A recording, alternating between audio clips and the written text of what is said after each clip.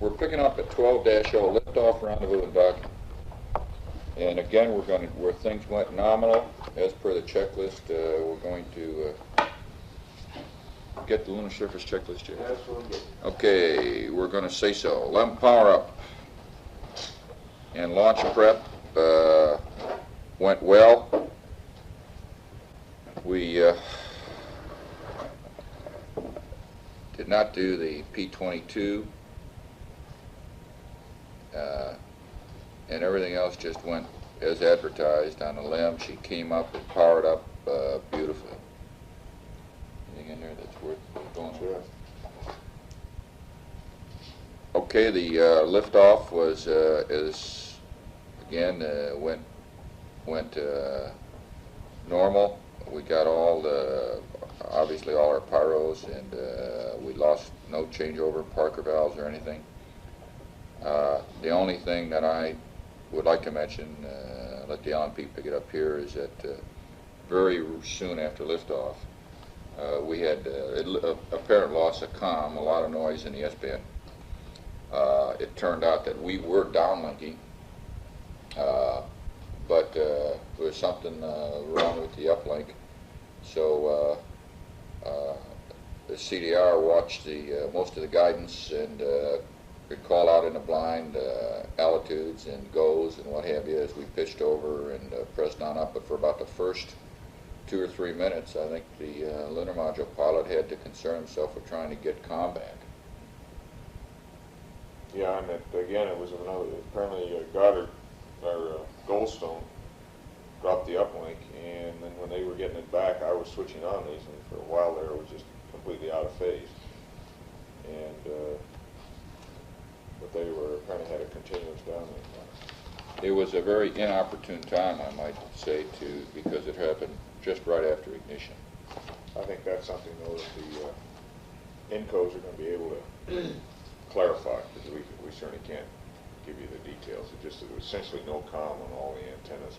We got into they briefed us on a trajectory. We flew into a trajectory that appeared to be nominal. The ag showed us slide out of plane, I believe, and as a result, our tweak had 9 foot per second. It was -4, -9, and +1.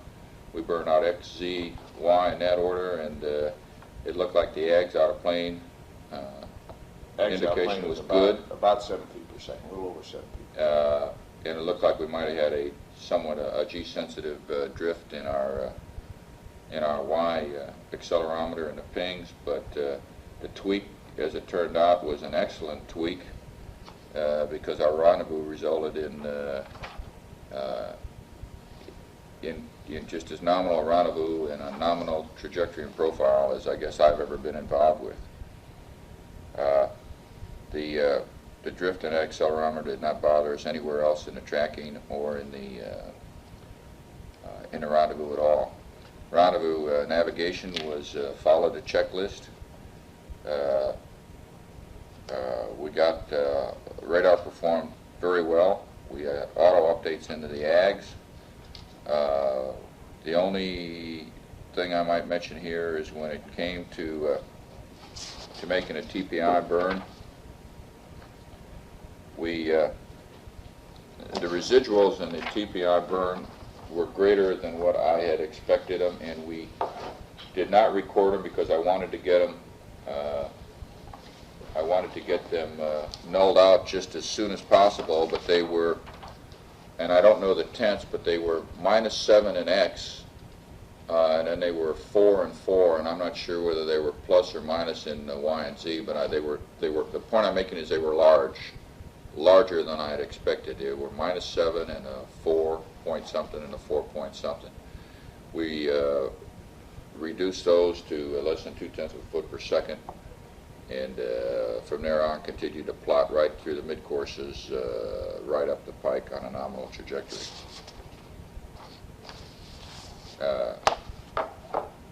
Communications after that first lash up, you got any comment about that?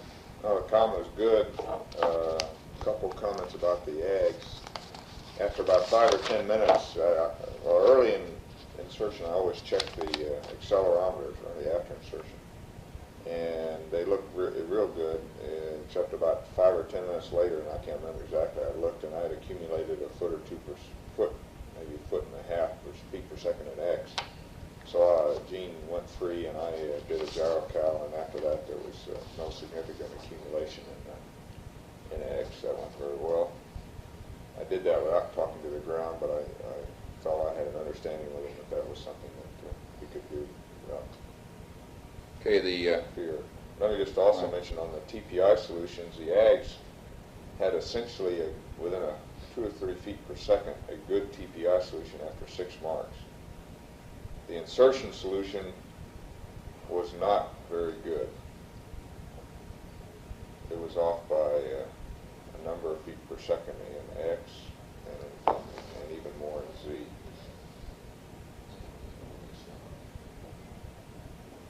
This was your first one, 17 marks, and this was your final. Didn't change much. No. The pings recycle and pings final were Very close, within a couple feet per second in X, they were right. Yeah. And a pings recycle had, I don't remember exactly, the cost for 15 marks. I think You had I had 17 marks. And there's more data in the data card book about various ag, at certain times, marks, what the ag solutions were. Okay, the mid-course solutions. First mid-course agreed effectively all systems except ags out of plane was a little bit high, and the decision was made to burn the onboard ping solution out of the LEM, which was minus 1.2, plus 0.4, and plus 0.3. We continued to track right up the pike. Mid-course 2 came up, and we again compared all the solutions. The ags out of plane was still a little bit high, and in actually the opposite direction from the pings. We had a slight variation in the CSM solution in Z. I don't know why. It came up with plus 5.4 feet per second in Z. So we really didn't get a very good correlation between the CSM and the LEM on the second mid-course. But the pings was still performing, the radar was still performing, and based upon our trajectory plot and based upon our following the nominal inertial line of sight rates, we decided to burn the pings, onboard ping solution in the LEM, and it was minus 0.4, minus 0.7, and minus 1.6, and from there on out we just continued to follow the inertial line of sight angles, and very little tweaking in either in Y or Z, and we just sort of floated right through the braking gates at 1 mile. I think we took about 6 or 7 feet per second off to hit 30. We met all the gates as prescribed, and just came moving very slowly into final station keeping. Went into a formation flight around the CSM, got a good inspection of the spacecraft in the sim bay, the report of which is in a transcript. Everything looked good to us. We eventually maneuvered, the command module maneuvered to the docking attitude. The LEM just took his position, his docking attitude, did his pitch and yaw maneuver, and or gave station keeping control to the command module to pitch and yaw maneuver, and stood by for docking. Okay, command module pilot, proceeding on with the docking. I think one of the more noticeable differences between this docking and the docking with the S4B is the fact that the ascent stage deadbands a lot more than the S4B did. S4B is steady as a rock, but you could tell we just watched the LEM deadband because it would change attitude, and then you'd try to follow it. And looking on the first attempt coming in, I must have had less than 1/10 of a foot per second, just barely closing on the thing, just taking it nice and easy. Made contact and did not get captured. Okay, as soon as it didn't get captured, well, then it's obviously you're closing too slow. I backed off, a couple of 3 feet, I guess, something like that. Renulled the rates and initiated the closing rate and got captured. As soon as we got to capture, both vehicles went to CMC free, and you look around and check the barber poles and whatever, and look back out, and here I had some rates in the CSM, and I'm sure now that the LAM had rates also. You must have had. Well, we did when as soon as you went free. See, as soon as capture, the LEM went free, Yeah. and then the CSM trying to null the rates ended up perturbating the LEM and giving us rates. Mm-hmm. So we finally gave up on that mode, had the LAM go to attitude hold. And then once you go to attitude hold, then the CSM could null the rates. And we got lined up and attempted the hard docking. No problem. Probe retract came back. This time it didn't sound like it was as much of a ripple fire. It was more of a, and it was a quicker docking, or a quicker hard dock than it was the previous time. You getting more tape now? Okay. Yeah, we're still. Okay, I want to say something about visual sightings during a rendezvous. I was able to, from the LEM, I was able to see the command module when it was sunlit at somewhere around 100 miles, and definitely define that was a command module. After the command module went into darkness, I could not pick up his tracking light until we were well within about 40 miles. I think this transcript have got more an accurate time, but could not pick up the docking light, the rendezvous light, rather from the command module until we were well within 40 miles, and then just a initially very dim, faint flash. I was able to verify on board that the LEM tracking light was working, and I finally figured out how. It was reflecting off the underside of the EVA handrail on the left forward side of the LEM. So I could see the LEM tracking light flashing. And also, when there were some particles we took with us that stayed with the spacecraft, and you could see the sequential flash off of those particles as a result of our LEM tracking light.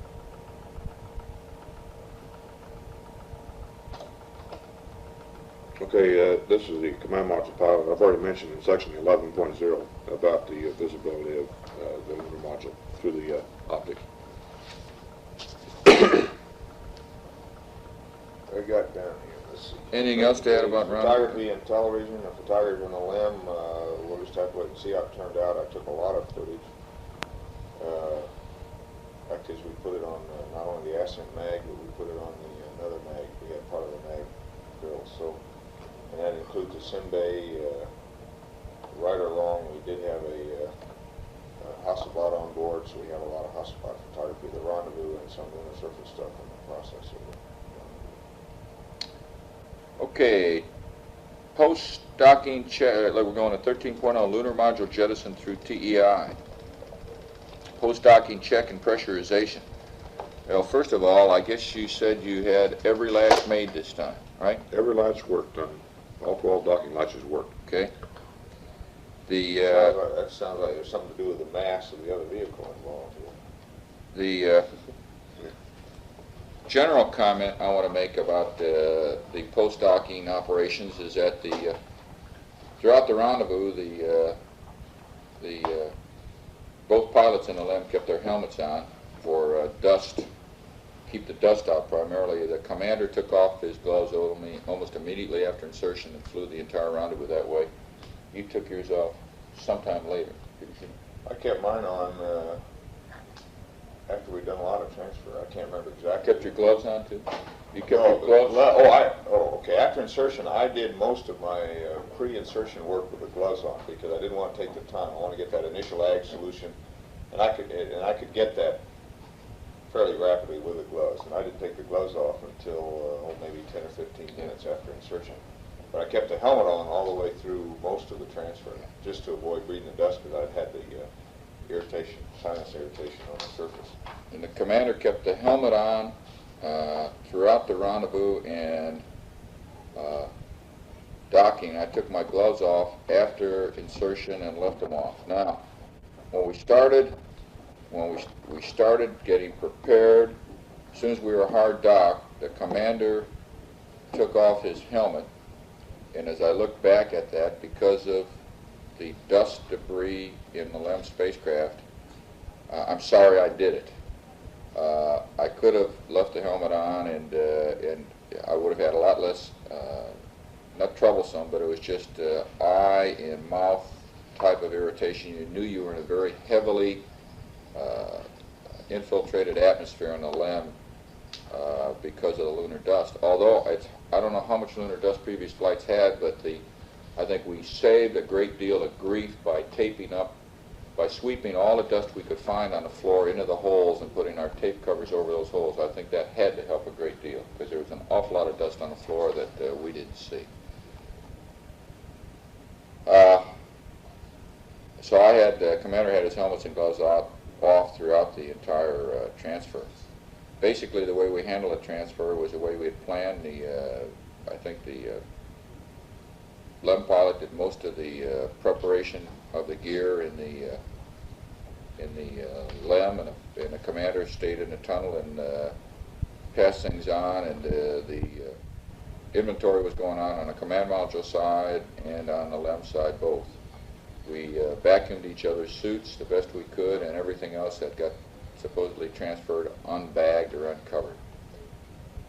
This is the LMP, and in spite of the CMP's comments to the contrary, I think we got things remarkably clean, and there wasn't an awful lot of dirt in the command module coming back. Really was. Oh, that's true. I didn't want to lose that impression. Okay. Contrast, he may have thought it was dirty, but, Yeah. I was surprised we were able to keep the level of, pardon the expression, contamination of the command module down. That atmosphere that the commander was referring to in a LEM after he took his helmet off, I could go halfway through the tunnel and stick my head up into the command module, and it was a totally refreshed, unpolluted atmosphere up there that never did get polluted. I think having that vacuum cleaner running in the LEM had a lot to do with keeping the flow in the other direction and filtering out the air. Oh, I did too. We never did vacuum in the command module because it just wasn't necessary. It wasn't necessary to vacuum in the command module at all. And the suits were noticeably cleaned by the vacuum cleaner. You could tell you were pulling stuff off of them, although they were still dirty, and every other subsequent time we handled them, we got our hands dirty. But I think most of the pre-dust was taken care of. We effectively stayed on a transfer list. I say effectively throughout that transfer. However, some things got transferred out of order and got temporarily stowed in the command module, but we effectively used the transfer list as not as a cookbook, follow recipe type of thing, but as an inventory list. And we inventoried it several times from both ends and found out that we were satisfied we had everything transferred, and then pressed on with the LEM closeout. LEM closeout went nominal. We got back into the LEM, or into the command module, and the commander closed out the LMP closed out the LEM, and for convenience, the commander effectively went back and closed out the LEM hatch, put in a command module hatch. Because of the slow tunnel vent, or the long duration of tunnel vent, the commander stayed in the tunnel, the LMP in his seat and the CMP in the left seat. We suited up and got prepared for our integrity check, and as soon as the LEM tunnel vent was complete and we were satisfied with the integrity of the hatch, we went into the suit integrity checks. Yeah, this is CMP. Let me make another comment on the tunnel vent time. I'll bet it must take, and I'm not sure if this is correct, but I bet at least 3 or 4 times longer than the simulator is for the tunnel vent move. And I think that's going to be applicable to Skylab because of their docking. They're going to have to vent before they undock. It took quite a while. But tunnel closeout was easy. We had no drogue and no probe, which were stowed in the LEM for LEM jet.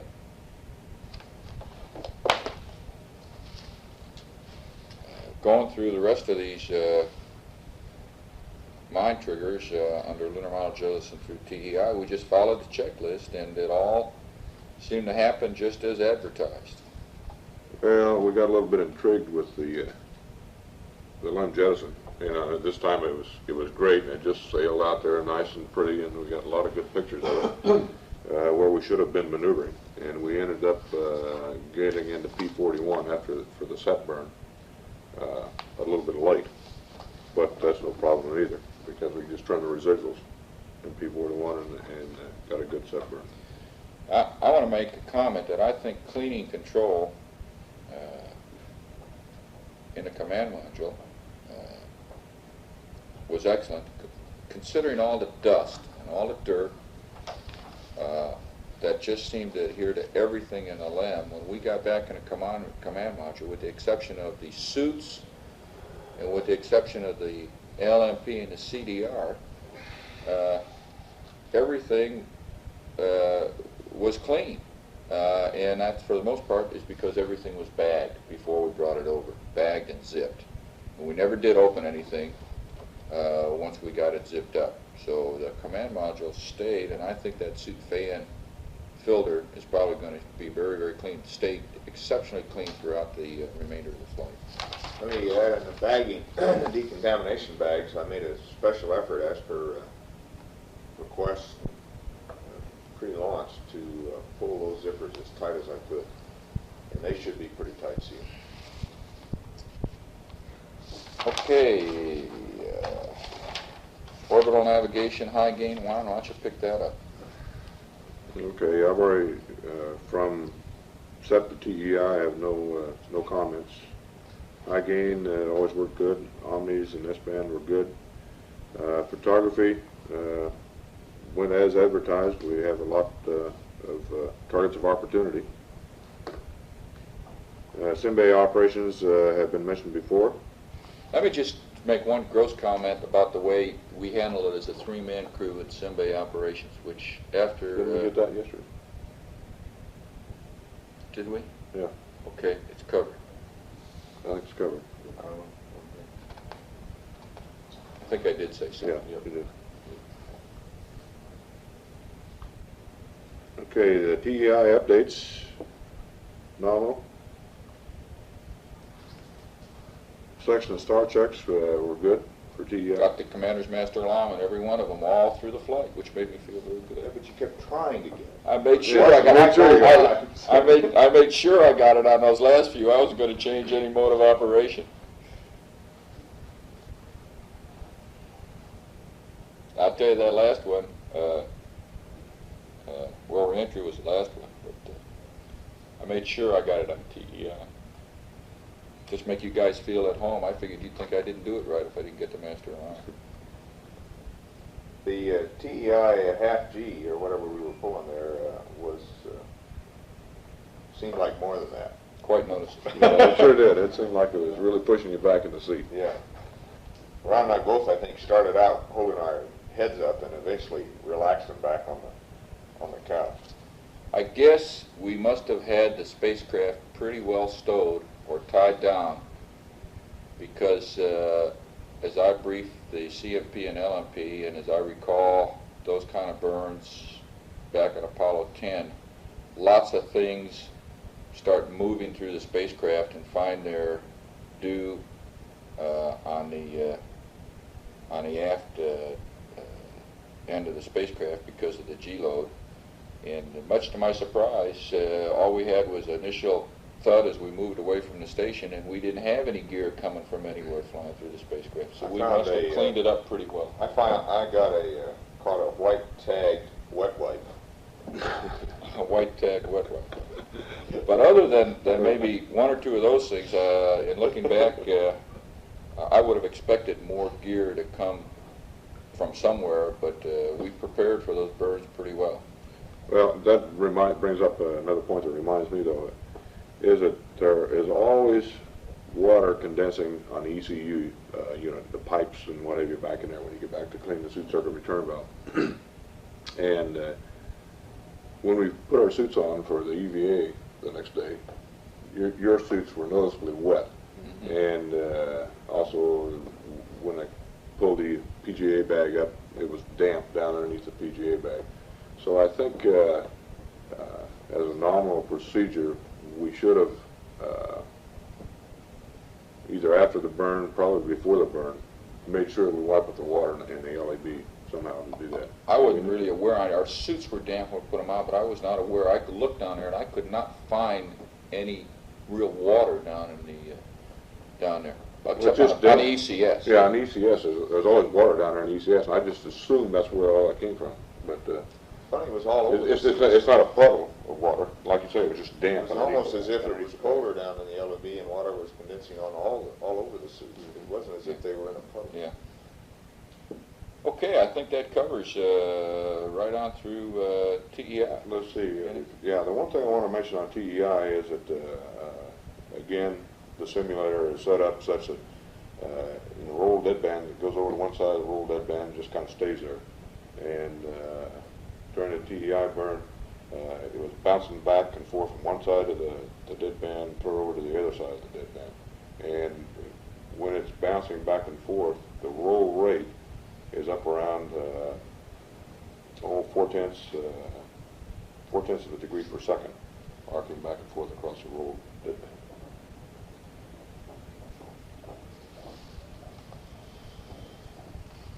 Okay, 14.0 Trans-Earth Coast, and the thing that I just realized we've neglected to say anywhere about systems, I'd like to mention chlorination at this point in time.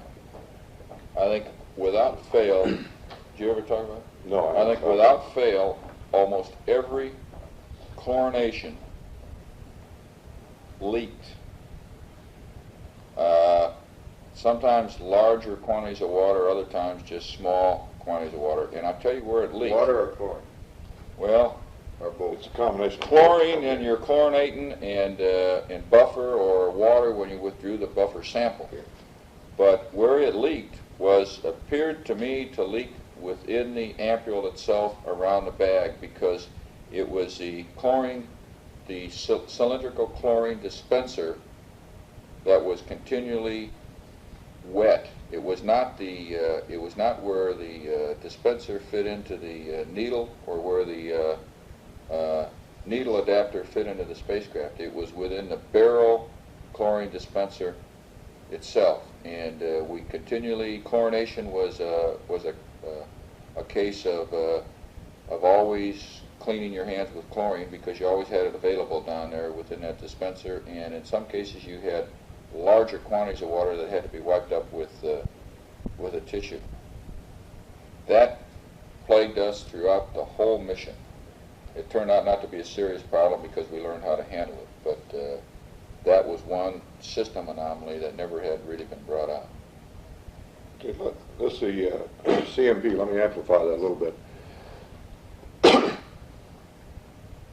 In 2 cases, I'm almost positive that when you put the thing on in the bayonet fitting and crank it on there, it did not puncture the ampule itself. And the reason I believe that's correct is that when you start to crank the outside of the cassette down to push the chlorine into the water system, it was very hard to turn. And if you tried to force it, you could force it on down there, and I'm sure that's a good way to break an ampule on the thing. And if you take it, I just, in 2 cases, took the bayonet fitting loose again and put it back on there, and in both cases, then you try to squeeze the chlorine out of the ampule into the system, and it would turn easier. But it's still hard Awfully hard to crank that thing down. But we did not, we got the chlorination done. We didn't miss any injections of chlorine, and we didn't miss any of the buffer samples. So I guess we got the job done. It was just a little bit messy. And chlorine was evident, and because the CDR eventually peeled all the outer skin off his right hand, and I'm convinced it was due to the chlorine and had nothing to do with the EVA. Boy, you lost a little flesh, little skin on the EVA. Trans-Earth coast, systems, navigation. Let's press on and see what we can say about that. Want to have lunch, do you? Okay, well, let me see how much trans-Earth coast we got to do. Let's go through up to the CSM EVA anyway. Okay. Okay, trans-Earth coast, the first thing I want to mention is passive thermal control was at what I would call unusual latitudes because of the UV and IR requirements. Now, these unusual latitudes did two things. They required us to remaneuver the spacecraft several times and enter and exit PTC several times, which in itself was not a problem. It was just additional coordination. Coincidentally, most of these particular PTC attitudes were within 30, certainly 45 degrees of gimbal lock most of the time. So we were looking at the red apple a good portion of the trip home. But they also, some of those attitudes where you actually were not in, we were in attitudes and or PTC at these relatively unusual positions, change the equilibrium heat load on the spacecraft. You could see it in RCS, quad temperatures were all right, but you could see it in helium package temperatures. And most notably, you could see it on the change in condensation from the tunnel hatch to the forward hatch. The tunnel hatch eventually, for most of the way home, ended up to be very dry. And about the second day out on the way home, the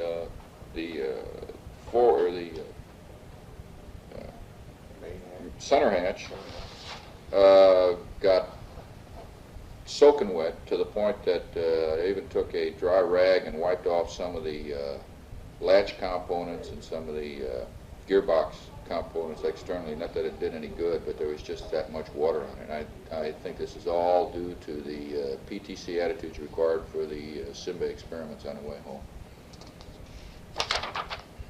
It was colder in the spacecraft, too. Oh, yes, it was colder in the spacecraft. Not as cold as the commander thought it was. But That's it was right.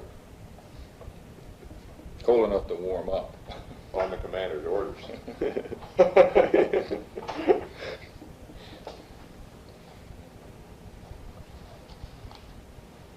And I just mentioned we warmed it up with the ground's suggestion of an extra inverter and going to manual on the temp in. I think we discussed that yesterday. Ron, all your rough snap changes, your torquing, platform torquings, all those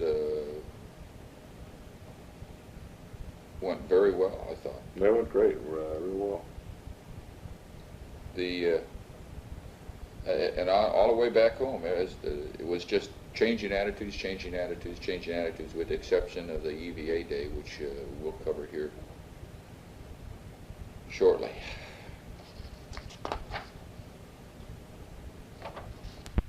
CSM EVA.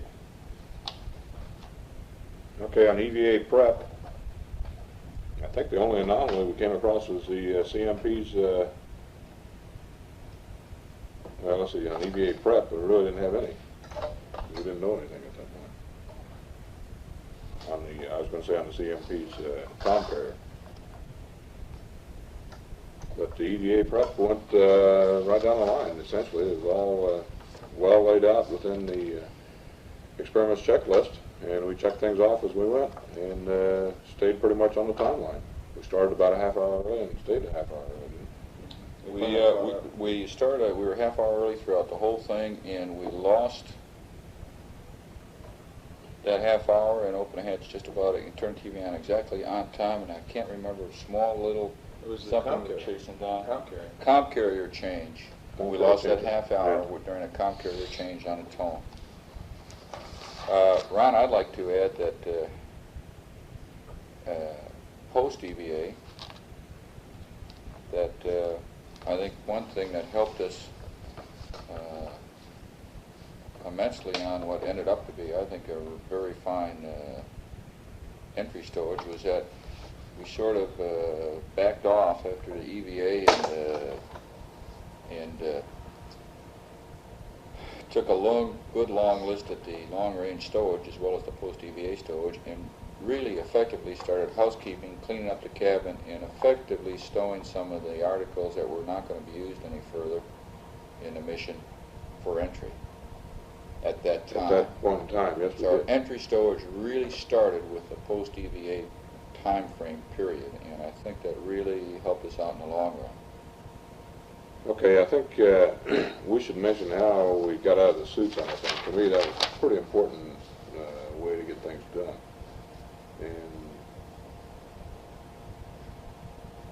the only change to the prep and/or post was the order in which we doffed and donned suits, because it was very evident that there were certain convenient ways, because of the way the suits were stowed and the way people fit into the checklist, that we, when we donned the suits, the commander got donned.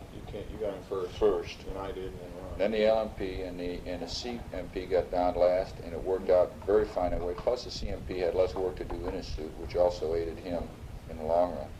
When we doffed, I went first. the LMP Yeah, because I was stuffing the went suit. first, Okay, then you. then the CDR, and then the CMP. And that wasn't exactly the way it was called for, but that's the way it worked out. that's the way it worked out the best. And we stowed our suits in the L-shaped bag prior to putting the center couch back in, which was another good decision, I believe, in helping us get the suit stowed back in that L-shaped bag. Go ahead. Okay, let's go on down cabin depress. No problems. A normal depress. Hatch opening.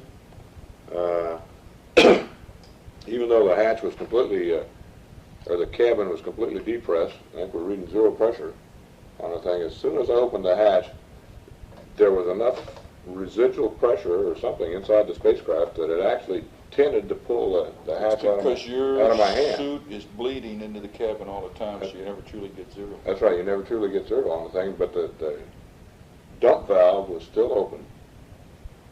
And if I had not been hanging onto the hatch, it would have blown it all the way open. Well, Ron, to give you an idea, that's not unexpected, because it's exactly what we had on the lunar surface. We completely dump the lamp, and I'd still have to break that hatch loose and hold it open about 6 or 8 inches until things just vented, and then I could leave go of the hatch and open it all the way. If I didn't, it would slam back closed. So we had an inward. Oh yeah, different type of thing. So it was basically the same thing. You got to open it and really let things get down to zero. Okay, well, when I opened the hatch, then all of the excuse me, all the little ice crystals and everything started flowing out. A pin went floating by, and something else went floating by. Wasn't quite sure what it was. But there's all kinds of little particles and pieces start coming out through the hatch. But I sure didn't see. I looked specifically for the scissors.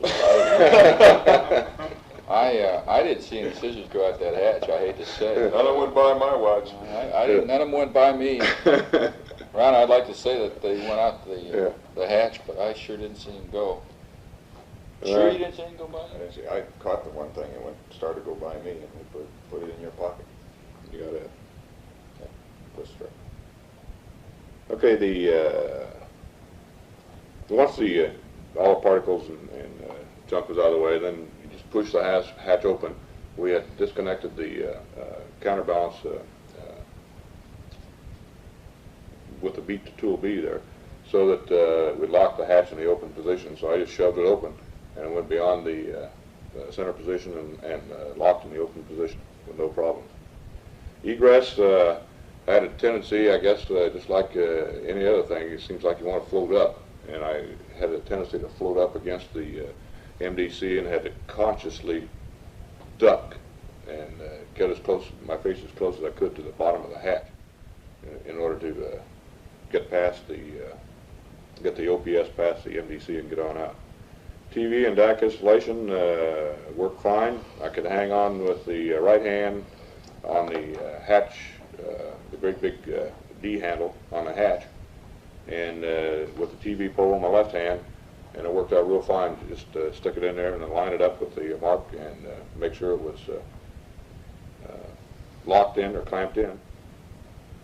And then climbed on up the pole to turn the TV on, or turn the DAC on. And it was, you couldn't see the light. I couldn't see the light on the thing, but you could feel the camera running once you turn it on. You could just touch it and you could feel it vibrating a little bit. The lunar sounder cassette retrieval, I think that should be on the onboard, or on the air-to-ground tapes. As I was describing most everything that was going on, there's no problem. The pan camera cassettes were next.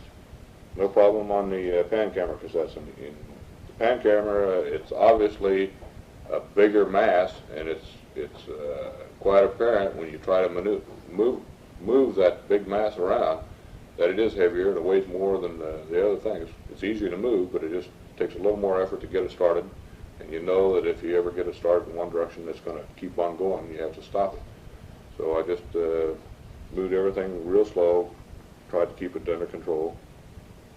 Mapping camera cassette had the same problem I had in the Simbay C² S², getting the thermal cover off. It's stuck underneath the mapping camera laser altimeter door. But there was no real problem. I had the feet in the shoes, just give it a big jerk, and it finally came off. Simbay inspection, that's all covered in the onboard, the air-to-ground tapes. TV and DAC removal, again, was real simple. Just had to squeeze the lever, and TV came out, and it was easy to hang on with one hand and maneuver the TV around and point it toward the moon, because I didn't have to worry about shining it into the sun. When I tried to, again, hang on with one hand and point the TV around toward the Earth, the Earth was, well, maybe 10 or 15 degrees, probably 15 degrees from the sun. And I tried to be a little more accurate on the thing, and when I did that, then I lost, kind of effectively really lost control of my body position, because I was trying to I think, maneuver the camera. And you need both hands to maintain your body control again. So rather than try to flash the camera through the sun or something like that, I gave up on trying to point the camera out the Earth. Comm during EVA was loud and clear for me throughout the EVA. There was a lot of background noise, the hissing of the airflow. And I'm sure that was probably coming over the box circuit. But I don't think anyone didn't appear to me that anyone had any trouble on the ground reading. I think one of the big advantages there around the LMP, that one thing we did, because it was bothering them at first, I turned your box sensitivity down about 2 notches. And apparently that really improved the conform, is the impression I had. I had that impression from the ground. I don't know if it made any difference or not, but I got the impression that did help. Comm into the cabin was excellent. I never had any trouble understanding you. I had the hissing in the background, but we... yeah, I thought it sounded much better than I remembered other flights sounding. On the air-to-ground. Well, our CMP made more noise than us. I guess I used the wrong word better. It was clearer. Clear.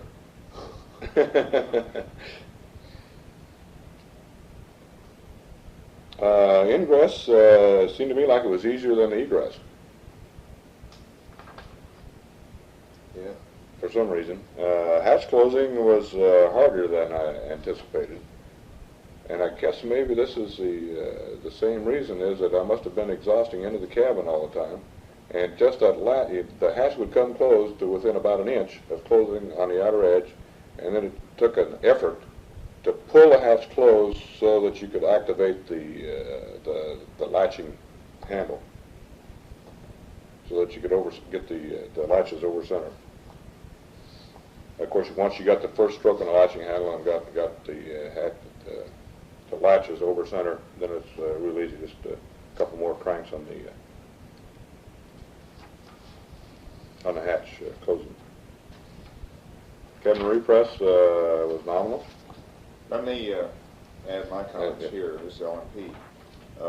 All I did was work in the hatch area, and I want to emphasize, I think what everybody has always said is that you do your best work when you take things slow and easy and just let yourself move yourself in small increments to where you want to go. And you can turn and dip and raise yourself up. And I think it's also useful for any cabin hatch or port operations to have somebody else available to push you out on your tether as far as you want to go or pull you in. It just eases the operation. Gene was doing this occasionally for me.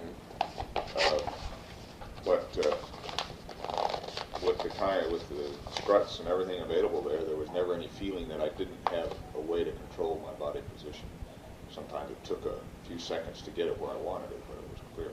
The one thing, invariably, every time I went back inside, I had this 90-degree disorientation feeling for a few seconds until I got the perspective of the cabin again and said, okay, that's right. And I get back in, and then I'd go back outside, and I come back in again, and then once again it seemed as if the cabin had rotated 90 degrees to my perspective. And it's just something that's no problem. It's just a change of perspective for some reason that I experienced several times.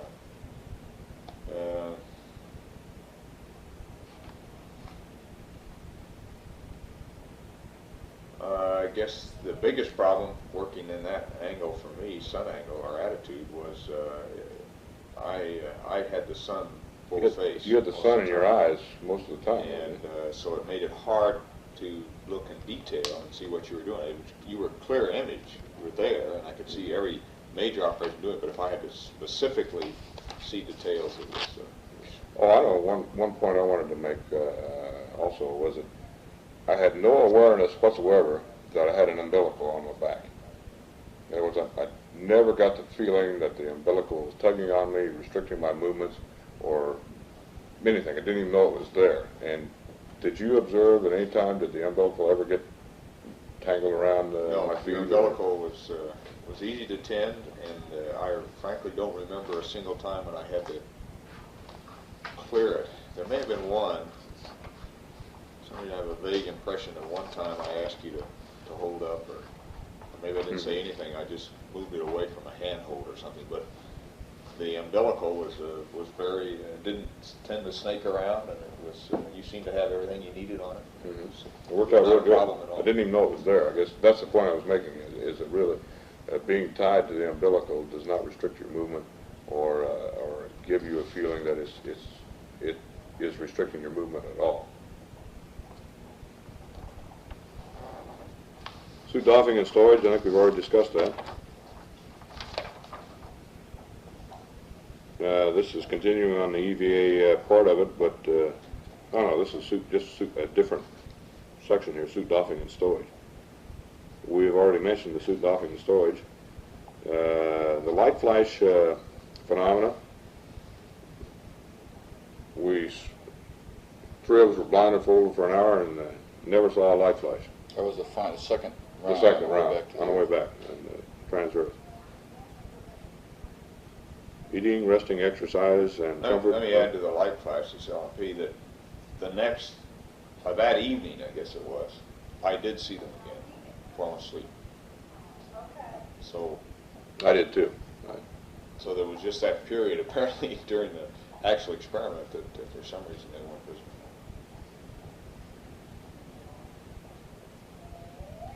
I think we've discussed the eating, resting, exercise, and comfort already. Cabin atmosphere. The one thing that I don't think we've ever mentioned yet, and I think should be noted, is that we never really utilized the waste storage vent to get rid of any odors out of that waste storage compartment. And if you kind of drifted over in that area, it was always apparent you were in that area. If you got real close to it, I thought it was. I never noticed it. I never noticed I think I generally... guess maybe I did when you opened the door. That's when you really noticed it. The cabin generally turned over the atmosphere in pretty good style. It got saturated sometimes with gas, and it took a few minutes. But once the source of that gas was plugged up, the cabin did a good job of recirculating, cleaning out the. I think it did. I think real good. Flight plan updates were super. The flight plan was excellent, and they were held to a minimum, and we really didn't change any part of the entire flight except a few dates and times and what have you here and there. Attitudes. But other than that, it was really at a minimum. Let's say the entry preparations really began after EVA and continued all through the next day. And we had very little final stowage to do on entry morning. Just those things that we had to leave unstowed until we got out of our sleep restraints. So we basically just had to tie the big bags down on A1 and 2 and 7 and 8. And final entry preparations went by the checklist. And if anything, we stayed about 5 minutes ahead throughout the entire checklist, including separation and activation of the command module RCS, and picked that 5 minutes up, of course, right at 05G, which came on time. The communications, I thought, were very good through that period of time. We were through Araya the last couple minutes prior to RRT, and I understand now the ground heard everything we said right on through blackout, into blackout. And then and as soon as we came out of blackout, they still had Araya, and they could read us, and we could have read them, but they never transmitted anything. Oh, that was it. Okay. Yeah.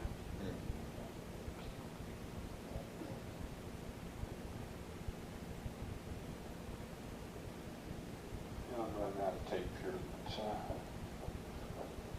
No, I can't think of anything else. Well, on the corridor checks, so we got horizon and moonset, right? Yeah. Without any, with problem of looking, but. But we had them all, and they all were within seconds of the actual time. They were all within seconds, and you know, in this CMS, I'd always look for the 2G when the corridor light would go out. Though I didn't even notice it in the flight. So I must have been. I was either watching something else. I must have been checking the EMS or the.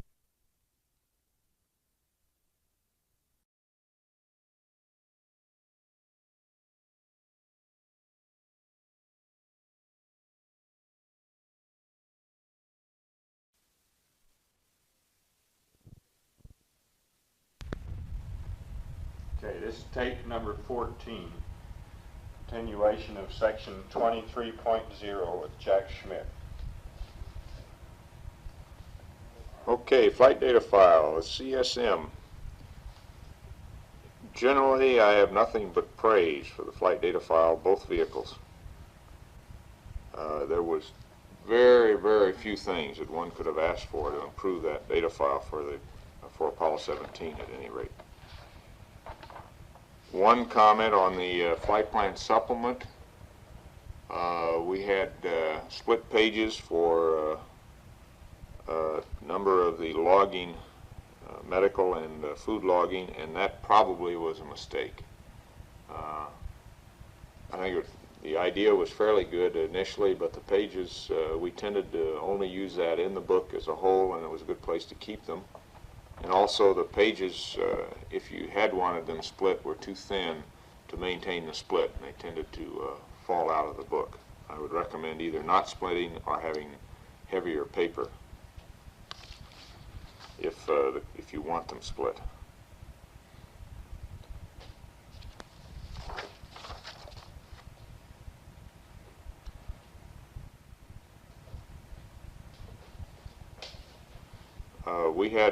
I had an extra cue card built for panel 229, I think it was an excellent card that summarized the circuit breaker functions both on 229 and on panel 8.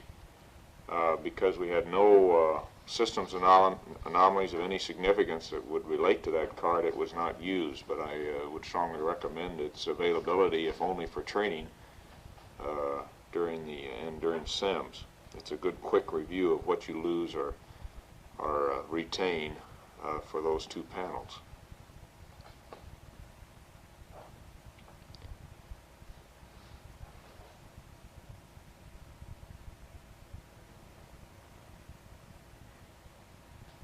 In the flight plan, I added some pen and ink cues along the margins for certain observational targets that I particularly wanted to look at.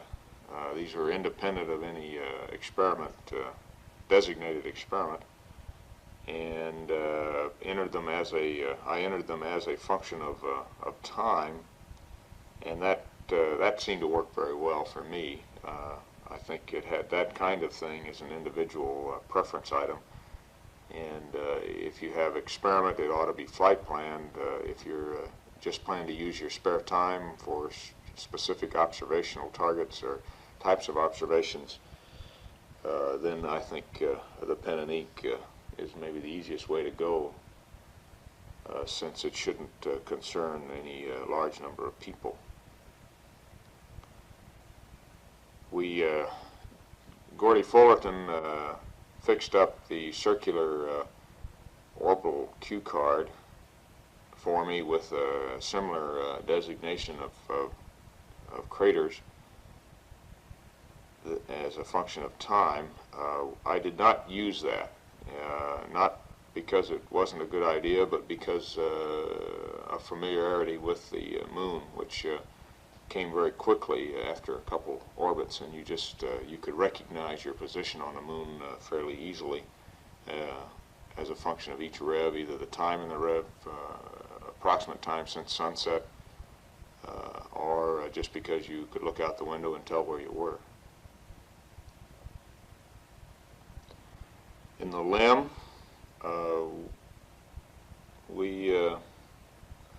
the same comments apply. I think all the flight data file items were excellent.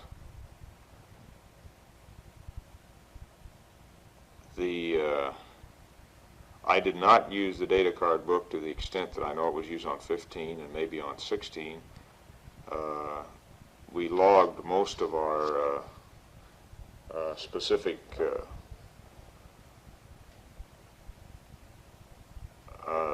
items, such as alignment data and comparable kinds of things, in the checklist at the point where they were collected rather than in the data book, and this did not seem to raise any difficulty at any time. The cuff checklist we've talked about, I think, in the surface items. I thought the cuff checklist was excellent. I think we did the things. We had the right kind of photo maps in there that were useful for reference where we were around a given station. I don't think we used them as much as I had anticipated using them, mainly because navigation was no problem, and the points that we had selected pre-flight were excellent points for investigation, and there was no need to try to decide on alternative points to try to study in the vicinity of a given station. The list of items to be accomplished at each station are really, they were mind joggers to read at each station. Were not as used as much as I thought they would be initially, but I think that was mainly because we both, at least I, had become so familiar with the items that each station was in itself easy to recall as a result of having created the checklist. So checklist turned out to be more of a learning item rather than a reference item for use on the surface. I wouldn't have done it any differently, however.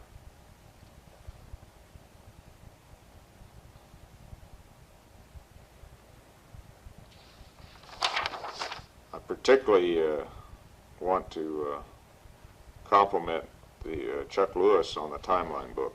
That was, I really can't sing all anything, but the timeline book was very, very well done, and we had no problems with the timeline book at all. But that, of course, applies to every checklist that we had.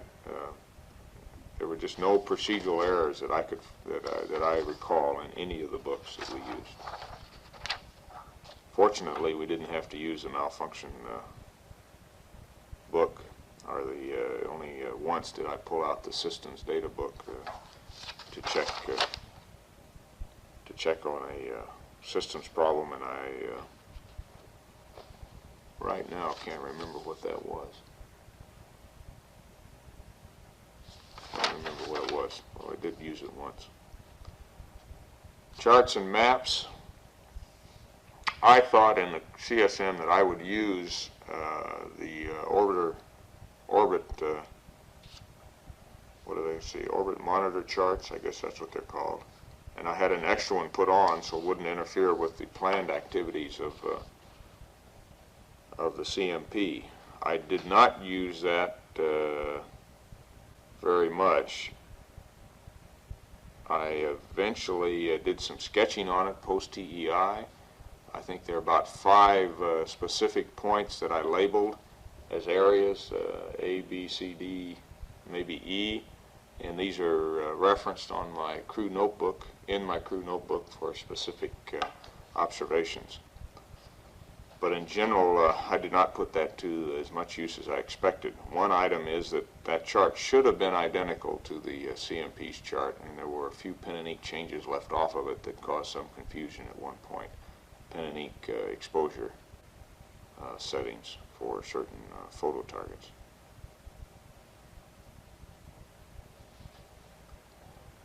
The CSM the landmark maps that the LMP had added in the rear of that book, again, were not used. I really thought I would use those, but in the you became reluctant as you were observing a specific point or area, target, say such as Gagarin or something like that, to take time out to sketch on the photo. I tended, for the 2 or 3 minutes that observation was possible of a given area, I tended to look and then at the first opportunity to take notes in the notebook rather than trying to sketch on the photograph.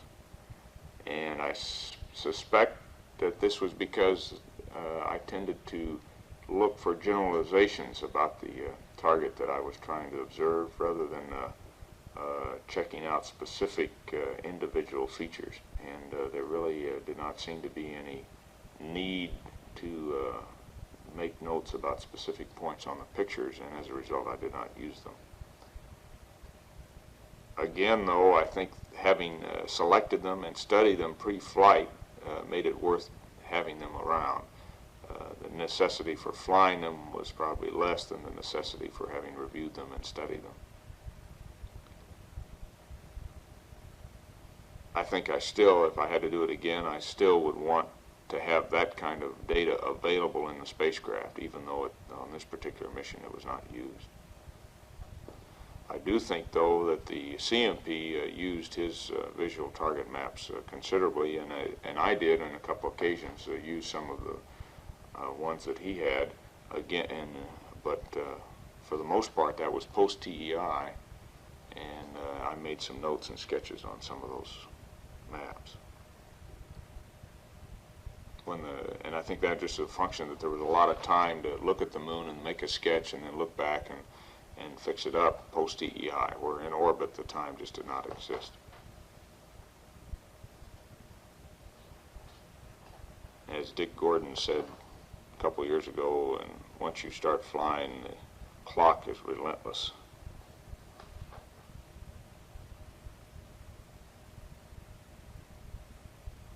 Okay, general flight planning. I was not very closely involved in the flight planning. Ron sort of carried the burden of that for both Gene and myself. The flight plan was excellent. We had no problems with it at all that I'm aware of. Tommy Holloway and his people are to be complimented on that. The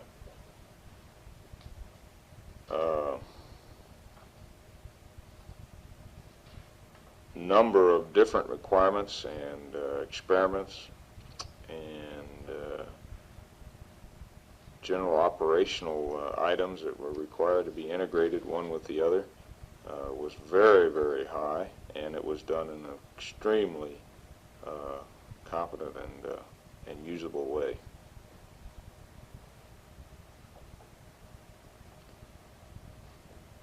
And I can't think of anything that I would change in the way the flight plan was written.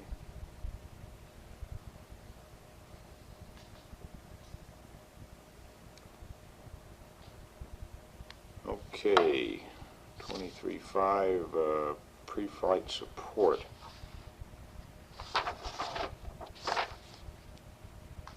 Pre-flight support was excellent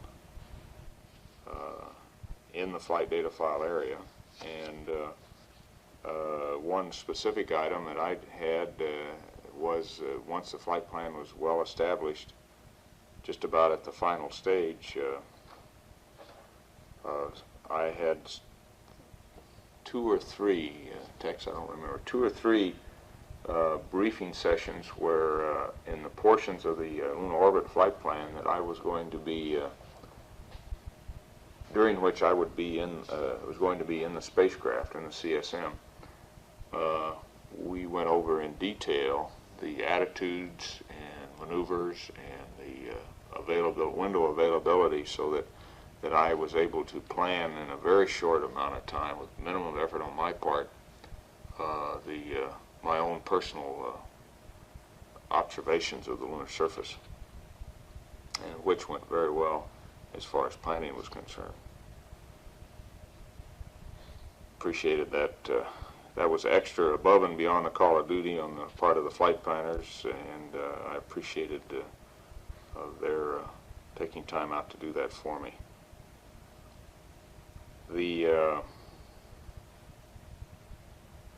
I think it was useful to have I think it was a day-long session where the flight controllers and the crew and the flight planners sat around in one room and went over those portions of the flight plan which were not normally simulated.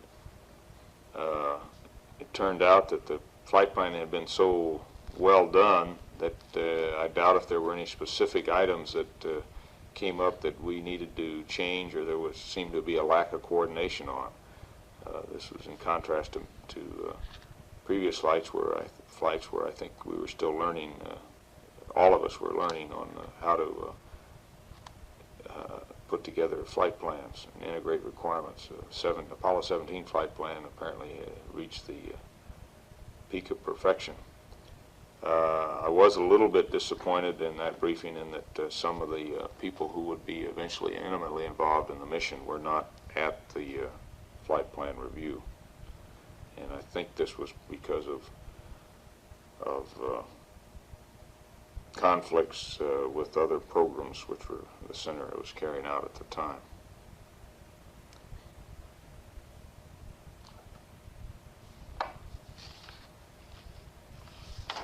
Okay, 24.0, visual sightings.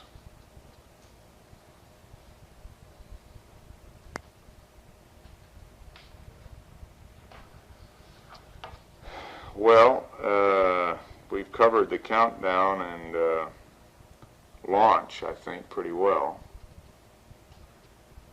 in the previous sections. Also powered flight, Earth orbit. I think the transcript would cover the visual sightings that I made with respect to weather and and a few geographic observations, and the same would go for the fairly extensive weather observations that I tried to make trans-Earth, or trans-lunar. Trans-Earth, we had only a small crescent of an Earth, and it was not feasible to do any extensive weather observations. I don't know whether I've recorded yet that although we had light flashes just about continuously during the whole flight when you were dark adapted, and I may have even had one which I thought was a flash on the lunar surface during the first rev.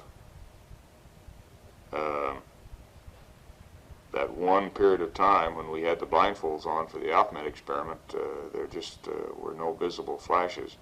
Although that night, before I went to sleep, I noticed I was seeing the light flashes again. So it just seemed to be that one interval either side of that interval on either side of it where the light flash phenomena was not visible to myself or to the other two crewmen. Lunar orbit, I think the transcript and my crew notebook would cover all the visual sightings that I can remember at this stage without going over it orbit by orbit and feature by feature with the photography, and I think that has to come later. Entry we've covered in the previous briefings, and I think the same goes for landing and recovery. Why don't you stop at a second text on that. 25.0 pre-mission planning for the LMP.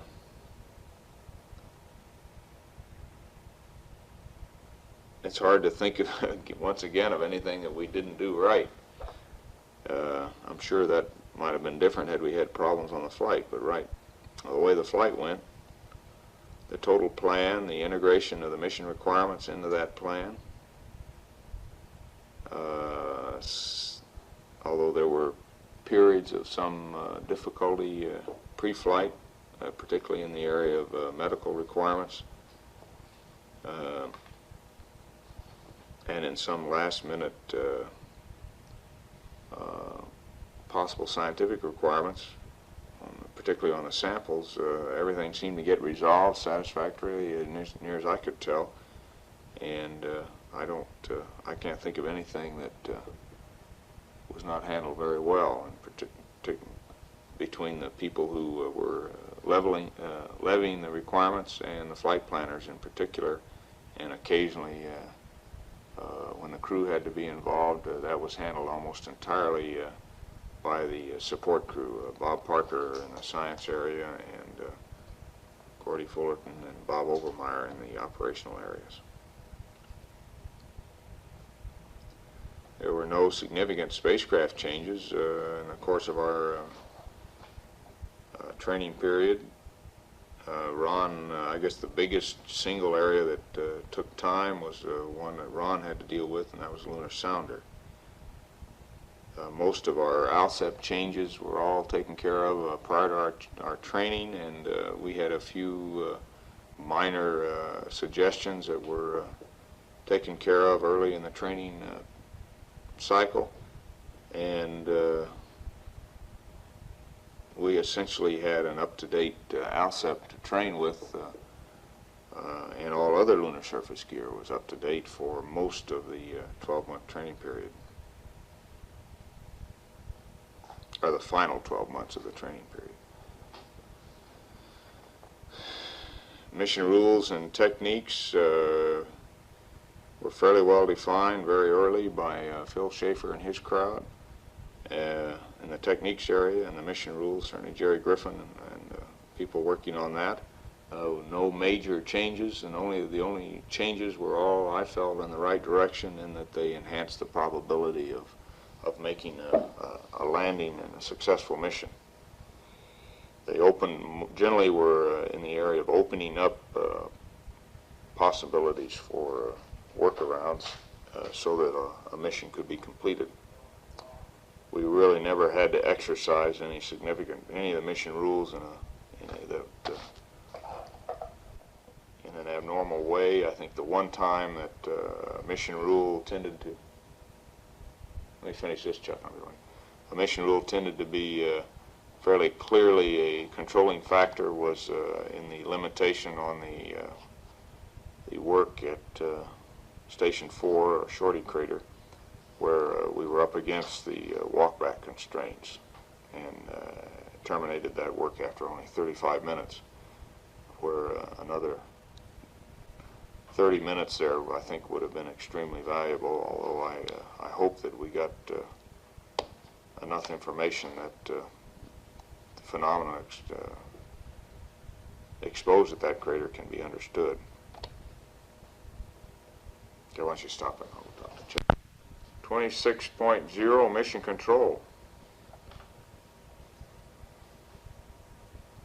Typically outstanding support for Mission Control. I think this includes the number of extracurricular hours that the LIM people and the ECOMs for the CSM in particular put in with me on Saturdays and other times, just generally talking over systems and techniques, and mission rules, and that was a major factor in helping me understand and keep up to speed on those items. I think the help that they gave me in designing, and fact is they essentially did the design of the emergency cue cards that we did for Apollo 17 for the LIM, where it was a major contribution, although fortunately we did not use them. They still made it possible to understand very quickly systems problems and to solve those problems in the simulations, and had we required them, I think it would have gone very well. I particularly want to point out the help that Dick Thorson gave in organizing most of the LIM sessions, and even some of the joint CSM LIM sessions that we had.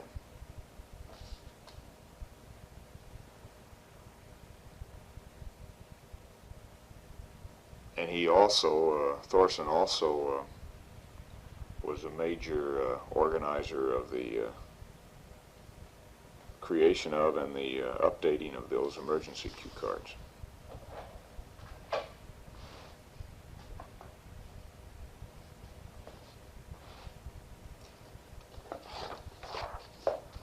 Human factors, 27.0. Oh, let's go back. That's one other comment on 26.0. Post-flight, it's my understanding that some of the things I had hoped could be done during the flight were not possible because of real-time discussions in the mission control. Specifically, one of those things was to have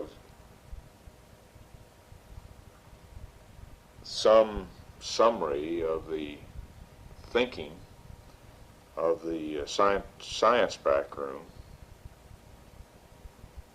given to me while in flight, and that would be the thinking based on the data that we had transmitted to them verbally and in a sense visually through the television camera.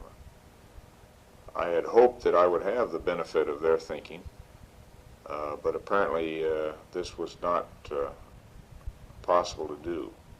I would like to think that in the future we can look at ways of using the team approach to science investigations in space, rather than depending solely on the observational capability and the interpretive capability of the men who are performing the job. There's no reason that I can see to not use all the brain power that's available for any given task, and part of that brain power is on the ground.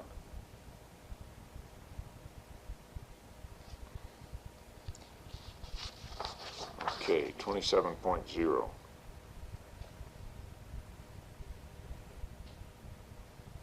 Human factors, pre-flight.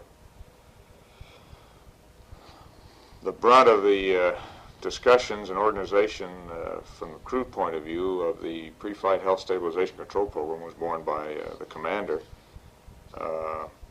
and the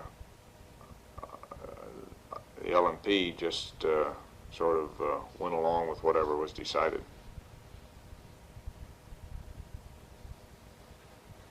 I personally did not find any great difficulty in working out and adhering to the requirements of that program. I think medical care, although very limited requirement, was good. A couple sinus infections I had reacted just like they always had, and we were able over a period of 10 days or 2 weeks to get those cleared up. Time for exercise probably was less than it should have been, although I was able to get a good workout just about every other day, in addition to the workouts we got as a normal course of our EVA training. Eventually, techs started putting on the schedule time in the late afternoon for exercise, and that helped as a reminder and buffer to see that exercise was obtained. It is generally hard, at least in the lunar training program, to get exercise periods in during the day, and quite frequently the exercise was done in the Cape gym at night. I think rest and sleep is an individual thing, and I made a particular effort to always get as much as I possibly could and try never to get behind the power curve on rest, because my personal experience is that is when I tend to get colds and resulting sinus infections. Medical briefing was good. The exams seemed to go very well in my estimation. They were as expeditious as possible under the circumstances. And I think the operational medical personnel who carried out the exams are to be complimented in their efforts to see that the exam was as painless and as efficient as possible. And this should also include the post-flight exams on the Ticonderoga. Eating habits and the amount of food consumption were normal, except during those periods of time when we were on the in-flight food prior to launch. And those times there tended to be, in my case, a decrease of appetite, and certainly although the food was certainly palatable, my appetite did go down, and it certainly was not possible for me to eat the amount of food that was provided for me. This also applied to space work, but in the case of the in-flight eating, although I did not eat everything that was available to me in my food packages, I apparently needed to if I had wanted to avoid losing weight. My appetite was down, but also apparently for some reason I had a loss of weight, and at this time of this recording my weight is still down, has not gone up to pre-flight levels, which may have been a little high, by the way. Okay, 17.2, flight, appetite, and food preference. Well, I just discussed that a little bit, and the appetite in flight versus 2 weeks pre-flight was less, again, except for when we were testing the pre-flight food, when I also had a low appetite. No notable differences in the taste of food. I think the things I liked pre-flight, I liked in space, and the things I didn't like, I also didn't like. I didn't notice any differences.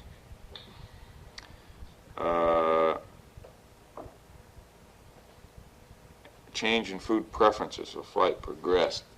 I tended to start to prefer to eat the wet packs and would eat those in preference to any of the other solid foods. I would strongly recommend, from my personal point of view at any rate, that the wet packs be used in preference to the rehydratable. Now, I think that probably you get a different opinion from the other crewmen.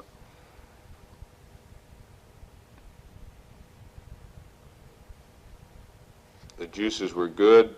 After the first period of one and only period of difficulty with loose bowel movements, I did cut out the potassium indicated foods, and although I can't say whether that had any effect or not, but I did not have any other bowel movements, and certainly no more loose ones before the end of the flight. The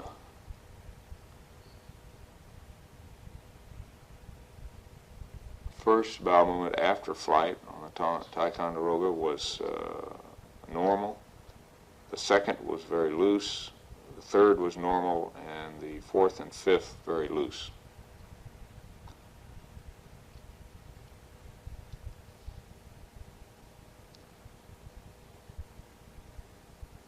The size of food portions and the meal portions, of course, were pretty much constant in terms of availability, packaging, but my appetite was very low the first day and gradually increased over the next 2 or 3 days and remained essentially the same after about the third day. I mentioned the most acceptable foods were the wet packs and the juices.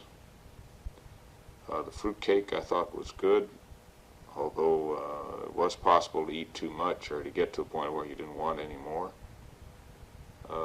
The chocolate was good. I think of the dry crackers or cookies, or graham crackers were probably the most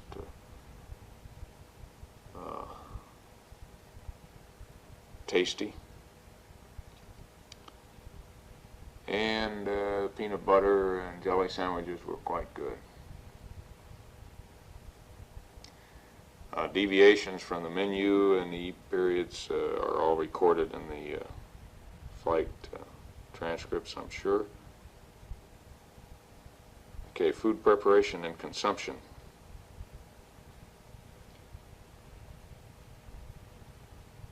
Rehydration went, I think, nominally, and the nominal gas was present. Food temperature, tended to prefer the foods that were warm or hot, and the hot water was quite adequate for warm foods. We actually, I think, missed the warm foods considerably in the limb where that hot water was not available. I did not notice an effect of water flavor. The water was reasonably tasty. I mean, it did not. I never noticed a high chlorine taste of any kind. Although the gas content did make it a little bit uncomfortable to eat at times. Spoon bowl packages worked pretty well, although those that were finely divided, I tended to cut off the other end of the package, the water insertion end, and use them as a squeeze package. Spoons worked perfectly adequate. I tended not to use the fruit in the cans because of just the messiness of opening and those, although I think the technique that Ron worked out of opening it in your inner near your mouth is a good one. puddings and this kind of thing were very good. It was only the fruits, the canned fruits, that I tended to avoid just because they were inconvenient to use.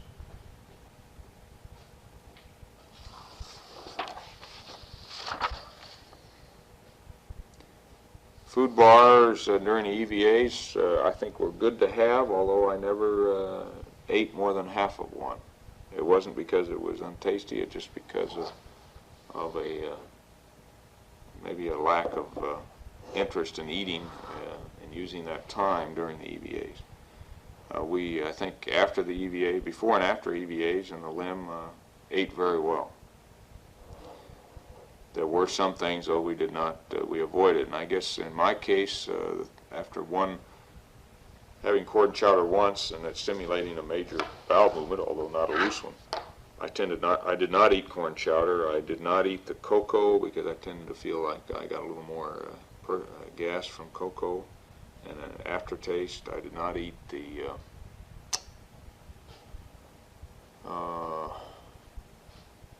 shrimp, the seafood items, shrimp and the lobster bisque and these sort of things, because of pre-flight I had noticed that they tended to have a long aftertaste.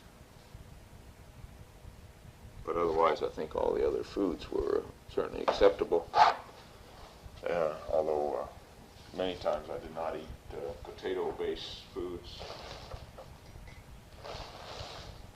because of they were very filling.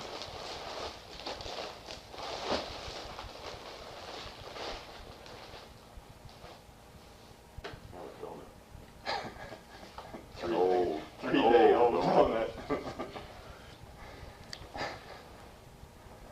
Okay, food waste stowage. I don't know how the germicidal tablet worked. The pouch was okay. Would have been nice to have a little dispenser that was easier to use than the pouch.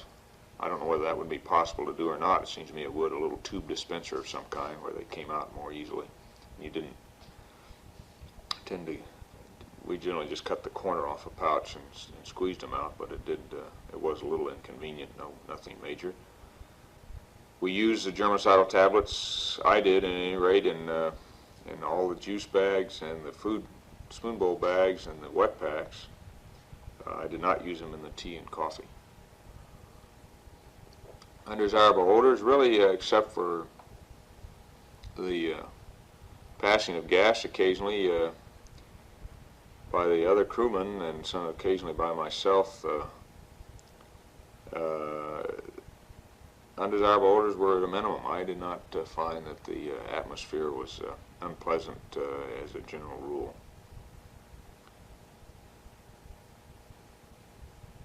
I might say that I generally had a continuous, almost continuous passage of gas, most of which apparently was not with significant odor. Only occasionally that it seemed to be objectionable to the other crewmen. And I think most of that was the water gas. And the reason I think that is that upon eating, upon starting to eat, there would be an increased desire to pass gas. The increased pressure in my stomach apparently was transmitted almost immediately into the bowels. And I would, after eating, it would pass gas for a couple hours to 3 hours. And just before eating the next time, the desire would have pretty well dissipated, and then it would start again immediately upon eating, before any digestion was possible, I'm sure. So I suspect water gas was the main culprit in the LMP's gas problems, which were not significant.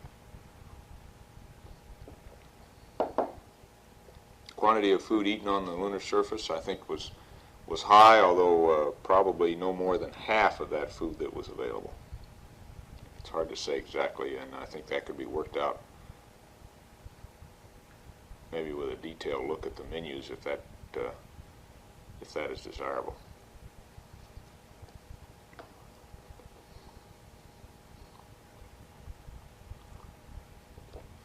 And to estimate the quantity would be very difficult. Quantity of food discarded on the lunar surface. It would be difficult without looking at the detailed menus and checking off those items that I'm sure we ate, that I ate at any rate. Skylab fecal container. I don't know that we had that. Oh, she did, but We used a blue bag. oh, that's right. We flew that on 14 in this one. The blue bag is not a bad way to defecate unless the stool is loose. If it's loose, it's just about impossible to use. And I don't know what you do in zero gravity for loose stools. I don't know of any clever way to prevent that being a problem, and I'm not even sure whatever the Skylab people are using will prevent that from being a problem. The best thing you can do is to work out prevention of loose stools rather than trying to handle them after you get them. It is. A loose stool is one of the major hygiene and sanitary and operational problems that you can have on a flight.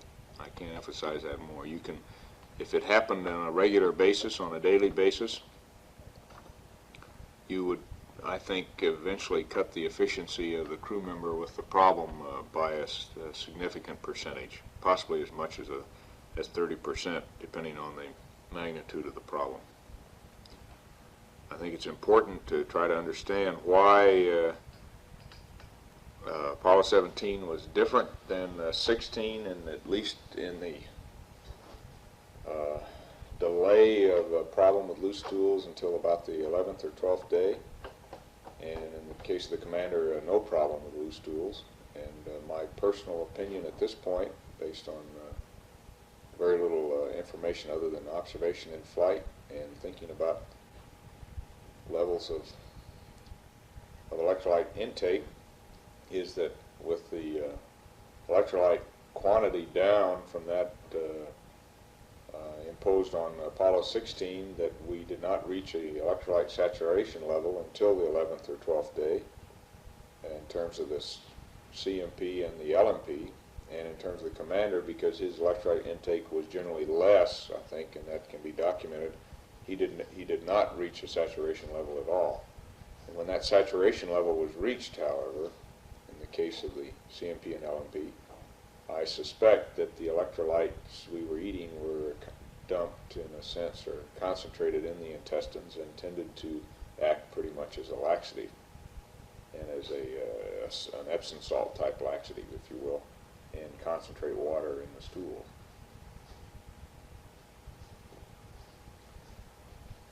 I think it's important for Skylab that, first of all, we probably reduce the electrolyte intake so that saturation is never reached.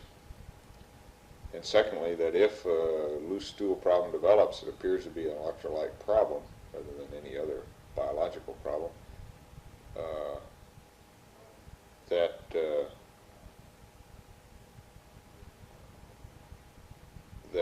we decrease the intake of electrolytes. This is what I did on my own, and whether or not it worked or not is hard to say because the flight was terminated before any other stools occurred.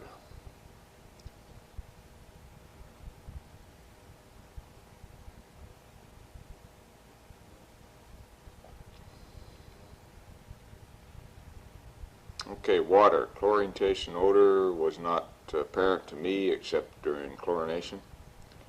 Iodine taste and odor is very slight, apparent in the limb water, but not of any significance to the LMP. Physical discomfort, no physical discomfort for the LMP, other than tiredness on occasion, and in the case of the EVA work, sore muscles and the bruises under the fingernails. Gas water separator didn't work very effectively, and I'm sure that's been discussed elsewhere. Intensity of thirst during emission, never really thirsty, extensively thirsty, even during the EVAs, although I did stop to take a drink of water occasionally. But I never drank all the water in the in-flight drink bag, in-suit drink bag.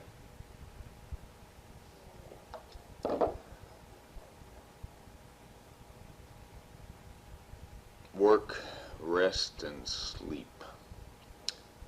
Okay. Hey, Tex, Yes. could you try to call the trailer? Where was I? Work, rest, sleep for the LMP. The difficulty in going to sleep was variable, and when Seconal was used, generally no difficulty in going to sleep. When it was not used, I guess there was a tendency to stay awake a little bit longer, but on other occasions, the absence of Seconal did not seem to affect the rate of going to sleep. There was a tendency on several nights to go to sleep and then wake up fairly soon after going to sleep, within an hour. And then the second time took a little bit, maybe sometimes took up to an hour to go back to sleep. But I feel that the medical log reports for the LMP were generally valid, that probably an average of 5.5 to 6 hours of sleep per night was good, and I don't think, except for maybe one night somewhere in there, did I go much below that. But the sleep was rarely, probably never continuous for more than 3 hours without waking up. I feel that 6 hours is adequate sleep for the kind of work we were doing in space. However, the programming of 8 hours is necessary in order to get 6 hours because of the periods of wakefulness during sleep periods, and for just the difficulty in getting the cabin organized and everybody to bed at the programmed time.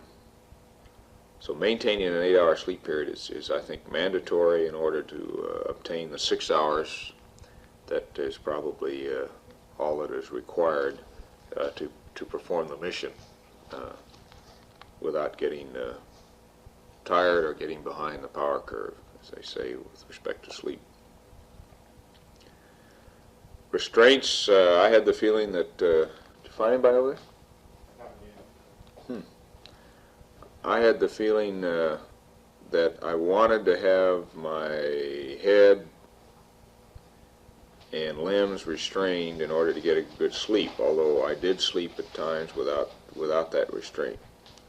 If I were rebuilding the sleep restraints for my personal use, I would make them smaller with a somewhat more feeling of restraint. They're a little bit large, I would say, for use.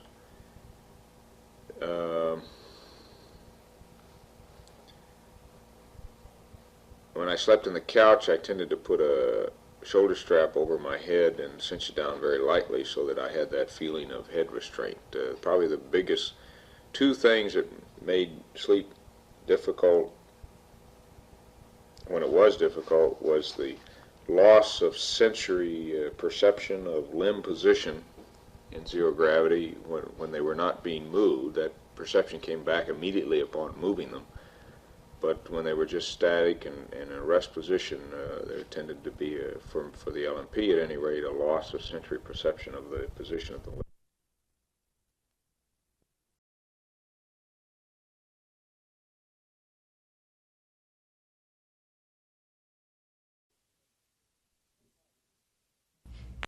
You're coming through loud and clear. Okay, I guess we got 3 mics.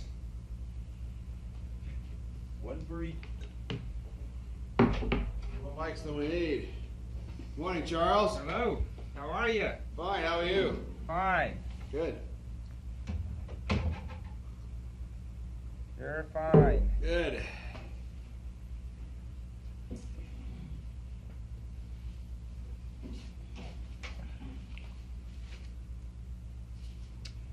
Yeah, we tried to go through this, your debrief last night, the printed one, all the stuff that you guys did on tape, your tech debrief.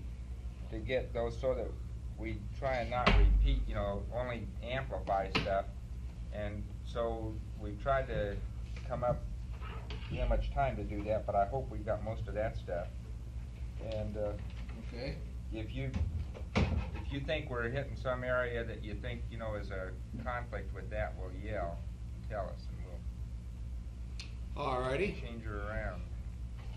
And some of the things, now there were some things that you guys said yesterday, you know, when I was in the project debrief that probably bear on some of these too.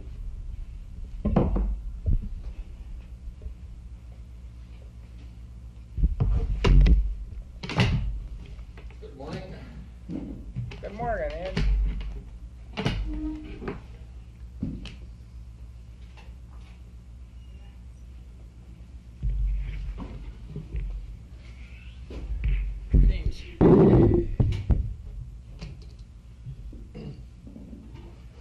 It's cold in here this morning. Yeah? Good morning, Bill. Hi. Hey, Craig. Are we using those mics? I don't know. They're hot or not. Just hung them on the floor. Before we, start asking questions, identify yourself so Yeah. people Yeah. that transcribing know our voices. Yeah. Say who these people are.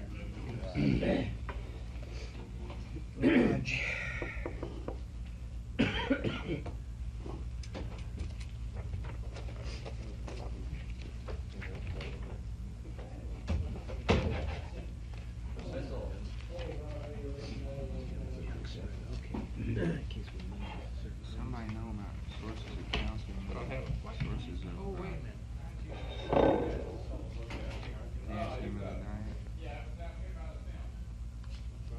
Sources of potassium in the diet. Yeah, I'm gonna get that from somebody. Yeah, I think Smith and Rapp would know that. Yeah, I'd like to know how much we really had in that diet. I don't know offhand. Yeah, I don't either, We don't have any.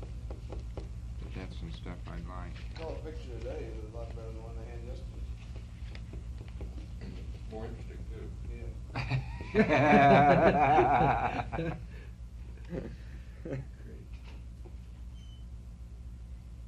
Sorry about that. Hammer on the door of the. Okay, Yeah. I got some things that I thought I'd.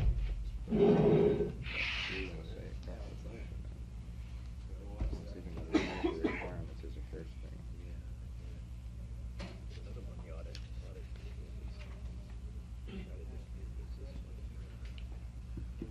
Yeah. That's gonna be hard to do. Watch the action. I don't know. There isn't anything you can do. I heard what you did. Okay, the show's all yours. What kind of a format do you have in mind today? Okay, Questions and answers. yeah, questions and answers. I guess we ought to, for the tape, identify this Dr. Berry and for the medical debriefing, and I'll try and ask most of the questions. If people have some here, we'll try and hand them in that way. If they're not, will you identify yourself? And I think they can identify you guys' voices pretty well already on the tape, so there shouldn't be any problem with the tape thing. Chuck, I think we're going to have to peek up those mics. They're not loud enough? It's a little down, yeah. Mr. Bernhardt. Where is he? I'll take care of it. Probably outside, I guess. Can you get him to turn them up some? Well, We can yell for a while here if it'll help, and then we can get them to turn them up some. give us a test count. You just speak up loud. 1, 2, 1, 2. 3, 4, 5, 5, 4, 3, 2, 1. I think it's coming out of those. Is that where it's coming from there? Craig will get somebody in. Ah, They got Tom. Try it again. 1, 2, 3, 4, 5, 5, 4, 3, 2, 1. Test out. It's not any better, it's way down. Ah, I think the knob's wrong on this one. Mark, you reading it loud and clear back there. well, it's not coming in there, though. They're not. not getting it in there. Okay. We can hear them great, but they're not hearing us very well. Hearing both of you real fine back there. They want that mic turned on. Yes, inside. Inside. The speaker, not the mic. Okay. It's better, whatever it I set it on the minimum setting in here instead of the max. The max seems to be then and vice versa. Oh, really? Hey, that's a lot better. Okay, that did it. It's labeled wrong. They're just screwed up in That's there. too much. Yeah. Yeah, we can hear you loud and clear now. It's great. Okay, that's good. Okay. Good show. Okay. I'm going to start a little bit out of order here, but one of the things that sort of pervades it all is medical requirements. And in this section 27, you had some comments about the medical requirements, and I thought we ought to just get one question with you. In explaining the medical requirements, we have one opportunity to do that with Deke, of course, at the time that we're trying to get the medical requirements document published. The only opportunity we really get to go over that with you was at the 30-day briefing prior to the flight. Now, did you guys feel that you had an understanding of what the requirements were? Because when I read this, it sounds like you did not. Is that true? I think I read the forms, Chuck, and understood in general what you were after, at least the number of sessions we had. I think it's a question of degree here. Yeah. Okay. Well, one of the things we try, it's a very valid thing, like Al's comments about, you should substantiate the requirements, no question about that. They should be clear. They should be clear to you in the sense that you ought to know that what you are doing is worthwhile and the stuff is used and it isn't wasted somewhere down the line. Somebody isn't just doing it for fun.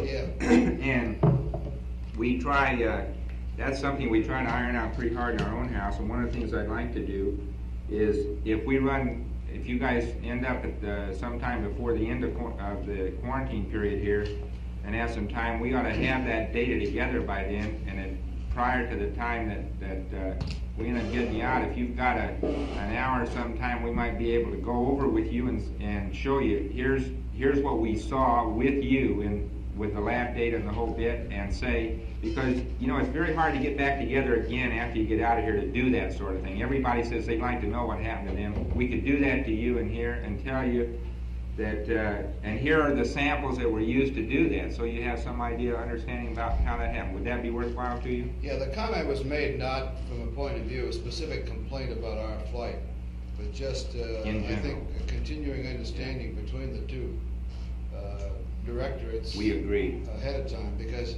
it's the kind of thing, well, just like with other scientific experiments, unless the crew understands the reasons and agrees with it, the thing isn't going to be a successful experiment. Amen. So the comment wasn't made from a point of criticizing anything specifically about our protocol at all. Just to reiterate what everybody ought to know but doesn't always think about. Yeah, good. And I think, Chuck, also, probably the last few weeks before flight is not the time to try to brief the crew on the medical requirements. At that time, their thoughts are quite a bit on other things, and perhaps it needs to come earlier than that. That's a good point. I think each one of us is concerned with ourselves medically, as the medical effects, the physiology of flight, et cetera, but the last few weeks, you just can't get yourself cranked up to really think about those things, except for the things that are going to happen to you so you can be mentally prepared for it. Right. I think I may have precipitated that comment, at least when we got to that area and started that, about, and I guess it really wasn't a complaint, Chuck, as much as just a statement that it's a drag, going through collecting urine for 24 hours and so forth. And, no question. I just wanted to toss it in that you sure hope that it's worthwhile, and I think it would be interesting to sit down and see what you're really doing with all that. Good. I think that's really needed, because we're trying to do that right now with the Skylab crews to tell you what we really know about what happens to man, what we know from the Russian side of the thing as to what's happened on even their longer one, put the thing together and say, here's what we don't know and why we need to know it. Well, I think we understood, or I understood your need to work out the total body water bit. But the actual mechanics of how that fit into a 24-hour urine collection 6 times and all the blood drawing and how that all fit into the picture, the theoretical picture you were painting for us, I never understood that. Good, okay. Fair enough. You know, I think everybody understands all these things. Why don't we make a specific recommendation at this point? Now, you know, all the flight crews have a training plan which is set up about the time that the flight crews are designated. It includes all kinds of things on the simulators and scientific briefings and everything else. And why wouldn't the best way to do it would actually to schedule the time for medical briefings early in the training program? Because I think if you all, conversely, if you all feel that an experiment's worthwhile doing, you want to get your protocol settled early in the game so you have all the equipment or whatever you need ready so that it will be a satisfactory test. So I would suggest that maybe sometime something be scheduled in the crew training program early in the game. Yeah. And I should where it becomes one of those things you've got to check off, like systems briefings and everything else. And I should think that briefing should consist of a bit of the theoretical thing you're trying to do, followed by the mechanics and the protocol. What that means to you. Yeah, that's right. The mechanics of how you go about doing it, and the number of punctures, and where you're going to do it, and how many urine samples, and this sort of thing. Great. Just so the guys understand. Great. Okay, will do. I think that's great. I'd like to go back and pick up one then on the exercise area. You mentioned this in the debrief, and you mentioned it again in the yesterday. But can you give me some idea? Now you said you missed, as I remember the debriefing statements here. You commented that you missed 1 day on the way out and 1 day on the way back. And can you say what you did in time? What the exercise consisted of? What you did roughly in time? I know you won't know to the minute or second or anything, but as roughly as you can. And then if you have any idea, did you try and judge what you did as far as, did you try and get a heart rate increase, or did you try and judge your exercise level in any way? And this is particularly important for us in trying to separate out the effects that are different between the two of you who are on the surface versus Stu, who was in the spacecraft all the time. So we want to keep that, we want to get that straight if we can. Could you just sort of brief the exercises to the way you did it? Maybe each of you have to do it because you probably did it differently. Well, what we were shooting for was about a 10-minute period per day, exclusive of the 2 days of lunar surface activity for the two of us. And Stu was going to try to get about a 10-minute period per day for including those days. The method of exercise during the 10-minute period was to use this exogym device which we have, and to operate that in such a fashion that the old, what they call the big four, where you start out with your legs and your feet in 2 loops and your hands controlling the friction device from a crouch position to a full stretch out, and do that several times. Then hold the fixed loops and use the legs on the movable loops, and then hold the fixed loop with the toes and use the biceps on the movable loops. That's the general pattern that we tried to follow, but we didn't make all of those time periods. We missed the first day out because of, well, we didn't have it scheduled the first day out. Well, it was in the flight plan, but we hadn't. I don't think anybody's going to exercise the first day anyway. No. Yeah. In fact, it should never have been in the flight plan to exercise the first day. Pretty hard to get that in that first day. Well, I don't see how had you the problem do with it. the docking probe, so that puts them behind. You don't really need it in that first day anyway. Pardon? You don't really need it in that first day. Well, in retrospect, I think that it would probably have alleviated some of the sore back muscles that first day if we'd gone ahead and done it. In my case, anyhow. It was kind of like one of those things where they said, okay, you want to exercise, we put it in the flight plan. I said, yeah, we got to have it in the flight plan, we won't do it. Where are we going to put it? I said, put it in before lunch every day, before the mid-meal every day, and that's how we got in there. Okay. Now you said exergym, or is it the exergenie? Exergem, I think. Exergem's a trade name. Yeah, Yeah. they're both similar devices. It's the same thing, it's the friction one, yeah, okay, yeah, okay. And so 10 minutes a day is what you had programmed for the thing, and did you feel that you really got a fair amount? Did you get up any increase in breathing rate or heart rate that you were aware of when you did it? Yeah, we didn't do it quantitatively, but certainly, Yeah. I always tried to stop short of cracking a sweat. It's just not desirable to get all sweaty in the spacecraft. And I felt like I was pulling it somewhere around 10 to 15 minutes. I could feel the heart rate going up and the breathing going up, but I would never do it to the point of a sweat. And it's not a vigorous exercise, it's more of it's a tension exercise. Right. We put enough load on it to where it was a hard pull, but a slow pull. Okay, Stu, did yours go about that same way then for the whole time, even when you were No, alone? I'd like to just summarize exercise. In my case, I probably didn't exercise as much in retrospect as I would have if I were doing it again, for various and sundry reasons. One is, you don't feel a need for the exercise. You just got to say, well, I'm gonna go do this. And there were a couple of times that we got out the, it says exercise period, so we got out the exerciser, and Al and Ed would have at it, and I'd be doing something, or I'd say, well, I'll put it over here and I'll get to it in a minute. And then I know on one occasion, several hours later, I finally got around to getting it and doing some exercise on it. I'd say probably 5 to 10 minutes was the length of time. I would strain pretty hard. I didn't work up a sweat, but you use this thing, you can use it about any way you want. You can drag them through the ropes, or it's really designed to where you hold and do an isometric first, and then go right from the isometric into the isotonic, and you get the whole smear.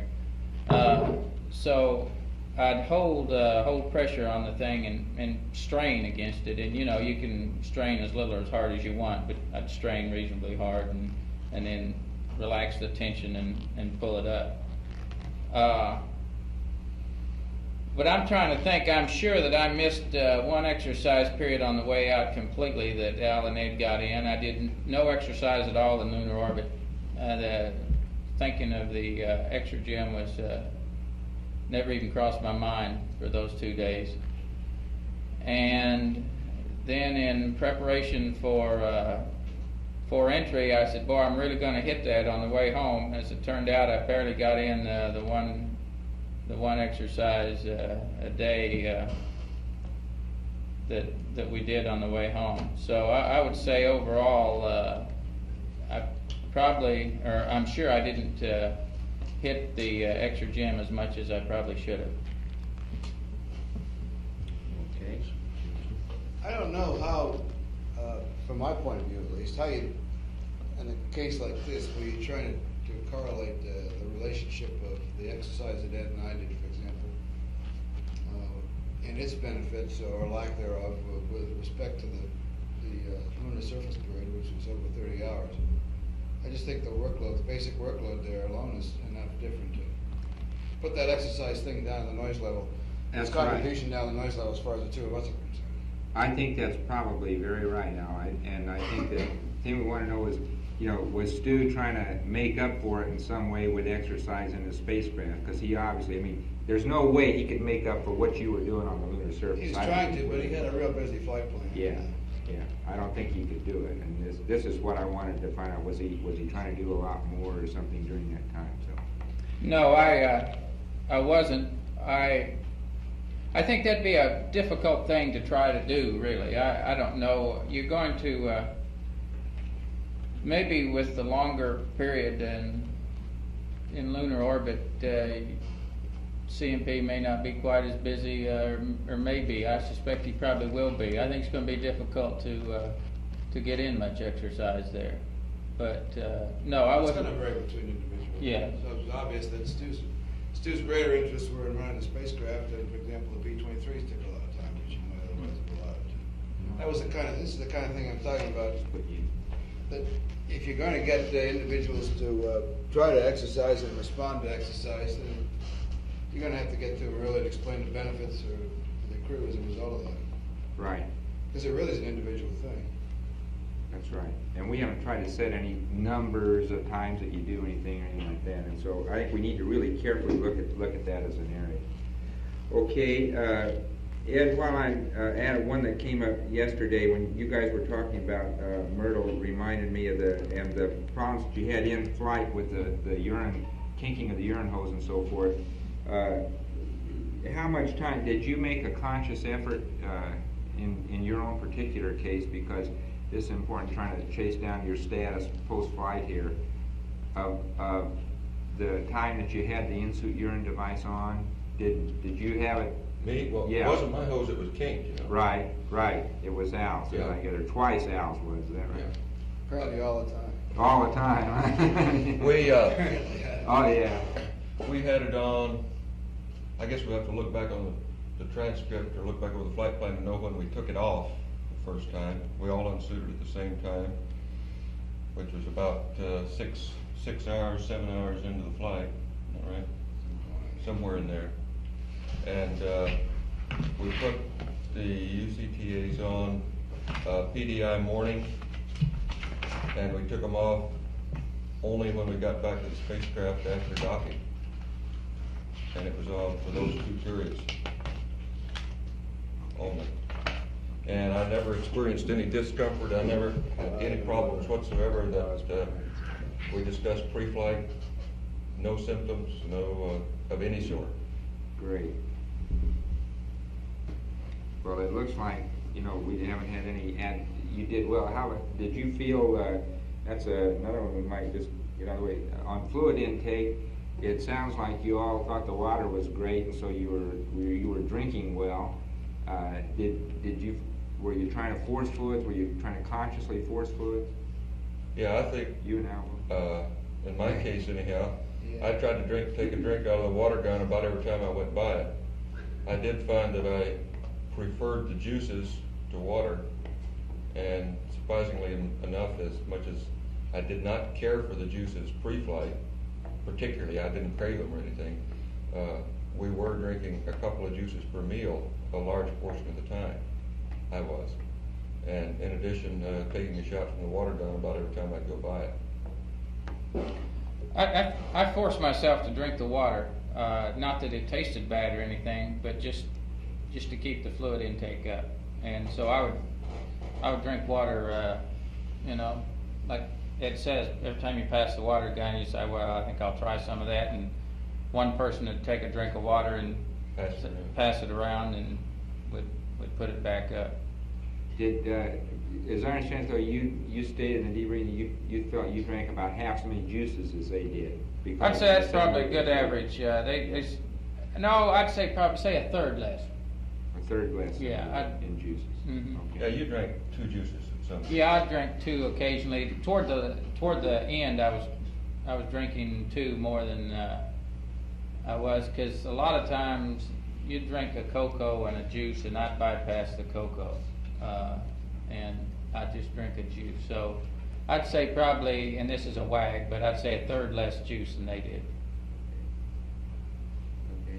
Well, I think I kind of decided I was going to try to do everything I could to end up in as good shape as I could at the end of the mission, which included keeping the fluid intake and the food intake up, as well as the exercise. And that's generally what we tried to do. You did a great job of it, I might We add. had to try to get 2 juices per meal most of the time. Okay, there was a question here about for you particularly, sir, did you eat more, do you feel, while they were with you, Al and Ed were with you in the spacecraft, than when you were alone? Eat and drink better? I saw in your food thing. Well, I'd say, excuse me, go ahead. I saw in your food comments there that you had difficulty, you know, the food preparation thing you'd have preferred if you'd have had some canned things you could have opened quickly and gotten to when you were alone that way, and I can surely understand that. I think it's something we ought to look at. But Well, that's the way I did eat. Yeah. Because we had them there. guess it didn't come out right because that's the way I did eat lunar orbit. I would say, I'd say the answer to your question would be yes. That I ate more when they were in there, but the idea of people being together is nothing in that. It's a time factor. Yeah. During the coast phase, you have more time to to worry about eating. During that lunar orbit phase, I didn't have any time at all, and any extra time, and particularly with the troubleshooting the Hicon and so forth. So I didn't have the inclination nor want to go to the trouble of trying to mix up a meal as such, and I didn't much like going to all that trouble anyway. So I opened up a can of that chicken salad, I think it was, and I had that for breakfast, and then a wet pack, and that's the type of food that you can really get to in a hurry and eat. Right. So I wouldn't say overall that I probably ended up eating too much less, but it was a little different rather than sitting down and mixing up a rehydratable pack and so forth. So the total amount you don't think was any different because you're there, but it was just different kinds of food then? It may have been a little less, but do you personally feel, now the weight loss is involved here, yours, that they you got 1 pound each here, and you got a 10-pound one, and I heard your comment about the scale yesterday too, but do you have any personal reason why you think there's that much difference in the weight loss? I mean, is there anything that that you personally tried to account for it other than food intake, water intake, or anything of that sort? No, I'm not sure that there's anything magic about the 0G or the flight. I would suspect I'd probably lost several pounds if I'd eaten that same menu and sat right here.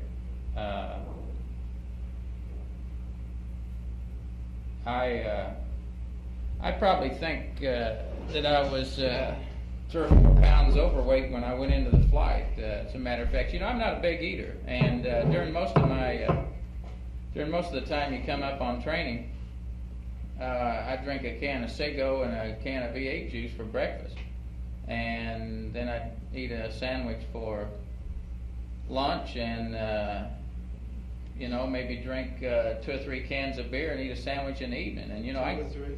Yeah. I can go for days on a menu like that, and I don't know how many calories all that adds up to, but it's not really a high calorie diet, and I would say that pretty much was my diet for 3 months prior to going into quarantine. Was just about what I stated there, and then when we got into quarantine, well, then I started eating more for breakfast and eating a bigger meal in the evening, and so I think I probably was 3 or 4 pounds heavy going into the flight, and so I think the weight loss may be overplayed a little bit, because I think I had a few extra pounds, and then plus I don't think that maybe we picked the right weight up on the rolling scales. But that's neither here nor there, Well, we can probably show you something about that from when we get your lab material pulled together. I think we'd be able to give you a better handle on that as to whether it really was something that had to do with the 0G state or not. We hope we'll be able to do that. So we'll try. Well, if I could just add a general comment, which I think reflects the consensus here, the 3 of us, that with respect to the food in general, the type of food, the method by which it was packaged and so on, and the degree to which we liked or disliked it was primarily a function of the level of activity in the flight plan. That the business of going into the pantry and taking time to select foods and drinks and so on is fine during the quiet periods of coast. That things like spoon packages are good if the level of activity is not too high, but certainly if the level of activity is high. The wet packs and the cans, and that's about all you want to take time to fool with. I think this is a general comment that really reflects our consensus. It was a time-consuming part of the day to prepare meals, get them out of the food box, get them all laid out, cut all the tops off of them, get all the water into them, get them massaged, and go about eating. Get the pill back in there when you're through. You know, it took a lot of time. It's an effort. You're right. And you know, it's a lot easier to open up a can in a wet pack, and then you think it's a lot of trouble to even mix up the juice. But you know, that in that way you got your meal and you're through and you're on your way. Right. Okay. The cooking problem, quotes, is still a problem. It's still a problem. Which has been fairly common, I guess. Yeah, I think if you got plenty of time, you don't mind spending an hour or so. As a matter of fact, it's a very pleasant hour. Yeah. It gets rid of that time very effectively. But I would say in my case that watching these guys eat, you know, they went right down the menu, and so I thought, you know, I really should do that, but I just didn't have an inclination to eat that much. I'd, you know, even though you know in your own mind, you know, hey, you ought to do this, you know, and you ought to keep yourself, you know, eat just as much as you possibly can. I just couldn't get around to doing it. In fact, several times I'd mix the food up, and then by the time I'd eat a couple of packages, you know, I just couldn't get to the third package, and so I'd put it back in the pantry. Well, Stu, one of the things that's going to come out of that is somebody, you know, reading the debriefing itself. The obvious question comes up: okay, was your lack of appetite itself, was it just plain lack of appetite, or did you really have any discomfort in your, as far as the gut was concerned at all? Anything that you felt was pathological in your loss of appetite due to the environment or anything? No, I don't think there's anything of that. Like I say, I think it boils down to a lot of just too much food. You know, if you bundle up one of those meals, and there's just too much there to eat. Were any of you ever thirsty in flight? Did you were feel dry. thirst? Yeah, you were dry quite a bit. You know, you'd have a sensation of dryness, and you'd want, and water, you know, juice would make you want some water. Yeah. Did you, while we're at it, we might just wipe out the water thing. Did you guys drink the water in your suits? EVA? I did. Yeah, drank all of his. I just drank about a third of it, I guess. About a third. On the first one, I don't know how much of mine I drank. I thought I emptied the bag, but apparently the walls of the bag got around the drink tube, and I didn't get it all out because it drained down around my neck during the sleep period. Okay. I had a leaky one also, which I took out between EVAs. Okay, did you fill them up again then when you went out second EVA? Yeah. And you drank about, you think you drank about a third of yours both times? I'd say, yeah, I didn't really stop to drink too much. Yeah. Okay. And I drank on mine the second EVA, and I can't remember whether I drank it all or not. If I didn't, there may be some still in it. Okay. All right. Hey, one other comment on while we're on that eating, before I forget it. We ran completely out of these bite-sized packages, you know, and to me that was the best thing we had. These little, you know, turkey sandwiches, cheese sandwiches, and that sort of thing, because that was a no-sweat operation. You just clip that off in a can of juice, and you could go at it. So I really liked those, and I eat all those generally that I could get my hands on, and we ran out of those. Well, we ran out of most everything else too. I mean, just about anything. No, not really. I had all kinds of food. If I may make a comment, if you don't mind, about his eating and drinking habits. This flight plan is really something that he worked on, developed before the flight. It's a busy flight plan. It's a full one. And it was my impression that he was more interested in being sure that the flight plan was done properly than eating. Oh, yeah. I think that affected it to a great degree, which again gets back to the level of activity versus the. If you guys can get a little, for example, those drink bags, get a little diaphragm on the end, just stick over a needle and pump the water in that way, and shake it up, pull the plug out, and drink it out of the same deal. That would be a lot easier for those drinks. I mean, for the juices and things, you mean? All the cutting. Yeah, so that you don't end up having to sort of feel you got to drink the whole damn thing once you get it done. You see, you get a drink bag and you get a little gnarled thing that's all sucked in, the plastic is all folded down. Unless you got it exactly right, first of all, you can't get it in the nozzle without having it leak.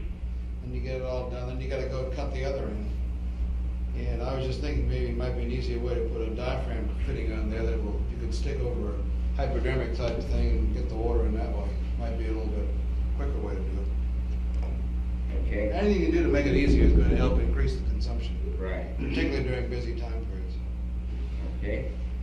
But could we get you, now this is going to involve just really Al and Ed. We'd like to have you describe as well as you can the things that you did with your bioinstrumentation harnesses because it's very hard for us to be sure exactly what happened. We don't have that stuff back yet. We're going to set up, we've got to develop a plan to troubleshoot it.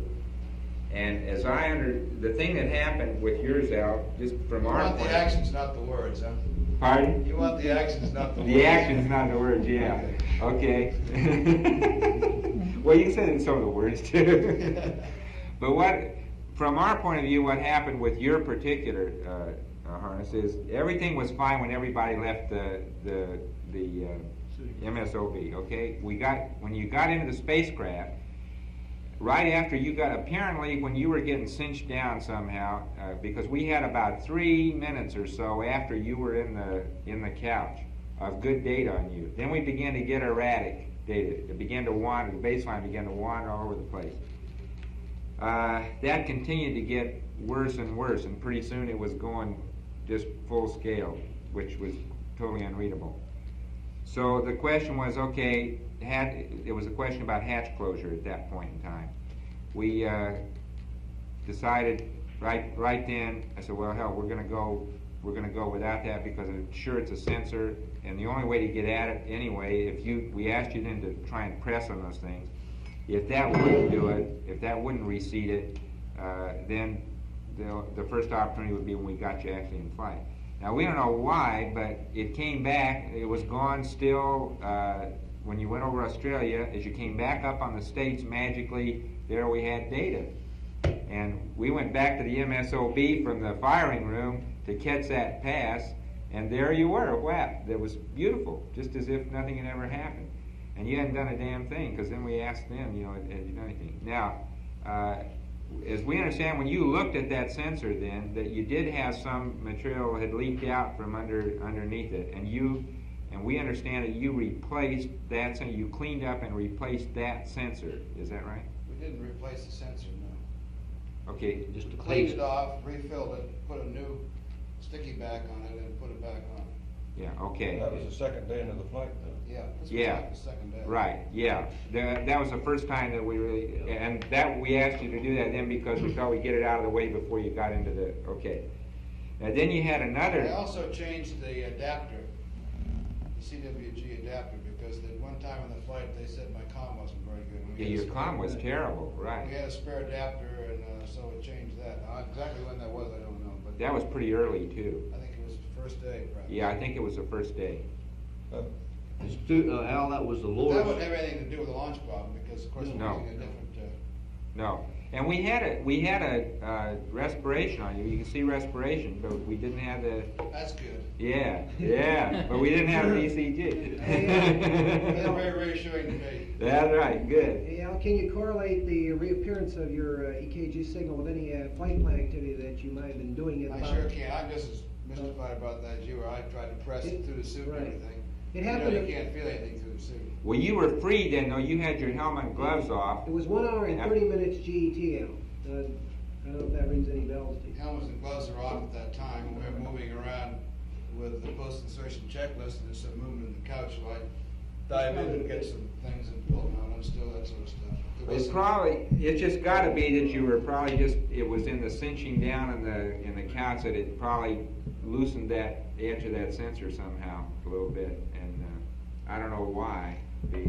Or put a crimp in a lead, or brought it to contact with something else. Yeah, because it sure came back fine after that. Okay, then the second time, what else then did you have with yours, Al, from your point? What else did you do to the thing then on it? The only other thing I noticed was about the next to the last day that the thread coupling between the sensor line, sensor harness, and the belt, the little transducer in the belt. On top of the signal conditioner. Yeah, it stripped the threads. I could get it to hold a little bit, and apparently the signal was fine, then it would slip off. Right, it came back beautifully when you tightened it. But then, when I unsuited at the end, I noticed that was loose, so the threads apparently stripped on that. Apparently I got it cranked down too hard. Did you routinely disconnect that connector at the signal conditioner for sleep or for bowel movements Not or for anything like sleep, that? for bowel movements and for swabbing down, cleaning out process, yeah. Anytime you pulled your clothes off, to either change clothes or put on the LCG or use the blue bags, what have you, we all have to do it. Okay. And then you didn't replace anything, you didn't do it, have to reseat any sensor after that. That was the only other thing you had was the That was signal. the only time I took a sensor off. Was that the first And time? that call was correct, because when you took it off, you could see the seepage of the electrolyte. Right. Same with the, Okay. How about yours then, Ed? The only thing I replaced was that one sensor, Which one was and it was, did you it was replace same. the whole sensor? I don't mean replace the sensor. We pulled it off, cleaned it out, refilled it with electrolyte, put it back on. It was the same. Just the same outlet. Put a new donut, new sticky donut. Okay, you did not take the harness out of the kit and replace the whole harness? No. Okay, because we thought you had done that, and that. Well, you called and asked me that, but there wasn't time to do it, so we Yeah. took. I'm glad you couldn't hear what we said when you guys said that. We took the chance that the real problem was simply the sensor and the electrolyte, and that's what it was. That's exactly what it We was. couldn't have picked the worst time from the standpoint of timeline. Is that right? We were just getting ready to go into the lab, you know, and boy, everybody's all asses and elbows and suits and underwear and gear and books and everything all over the place. And I was sitting there half dressed. I didn't want to go any further till we got a go on it. We couldn't get the high bit rate up for you guys to look at it. Right. And so I remember there just that. wasn't any time left, so we changed that when I went ahead and dressed. Hey Ed, you know when you came up there though, the data, you gave us about 2 minutes when the high gain did lock on, and we got 2 minutes of data, and it still showed the loose sensor. Now, what did you do the second time? You came up, asked us how the data looked, and we said it looked poor yet, and we gave you no go on the suiting to change out the harness. I don't recall exactly the sequence of events. When I called and asked for you to check it, Yeah. as far as I know, we did nothing after that except make sure everything was cinched down and went ahead and dressed. Didn't you do something with the fluid in there? Yeah, but I had already done it at that point. We did that once. We did I changed the electrolyte. When I called and asked you guys to check it, I did nothing after that except just make sure everything was secure. Yeah, because you see, the first time you called, the data was poor, and that was the basis for the call to change out the whole harness, because we said, well, it wasn't that sensor, and we didn't have time to talk to you because LOS was coming up, so we said, go ahead and change out the whole thing. But whatever you did, they subsequently corrected it, because it came back beautifully, so we assumed you would change out the whole harness. We sprinkled a little holy water on it. Yeah. Yeah. So you know that you mention it, you know, I just can't remember precisely when we changed it, but I'm thinking that it was already changed at that point. Okay. Now, Ed, was this the lower sternal? It was the lower sternum. Same as that. Same as Al's? It never did change, it was electrolyte that was Yeah, replaced. what I'm doing Yeah. is taking it off, by taking it off and cleaning it and putting the new. Putting it back, just sticking it back. Okay. And you think you did that before LOS? Yeah. He probably did. What we're thinking now happened, probably took a while for it to seat properly, and when he came around, it was good. Well, his stayed good then, and then we were having trouble with yours going in. You began to get this wandery baseline on yours again before after we got into the limit. So there was a question in our minds about it. Is there any way we could do to get that better? To make that better. And we were trying to figure some way. Could you reach around when you were in the suit? Is there any way you could get at that thing if you took, like, after the EVA, if you ended up taking the helmet off? Could you get down into the suit here? You really have to have the upper torso garment, the upper part of the torso garment clear of the body in order to be able to feel that. In order to even There's feel no way you can definitely tell, even if the other guy goes through the back, zippered around in front. that. We tried that on the ground to see if you really could do that, and that's pretty hard to do. We found out. The most you can do is press And on after it. all that time in quarantine, that's pretty dangerous too. Yeah.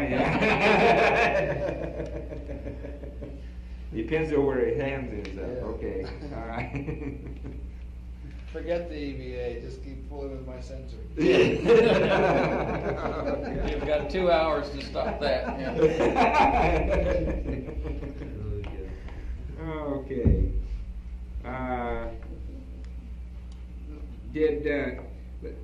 The thing we got from the sleep, and which I think is fairly well covered. If you have anything to add to that, we'd like you to. But what we got out of it is that all of you pretty well never really had a solid long sleep period. That it was broken, and it was things like a couple of hours at a time or something.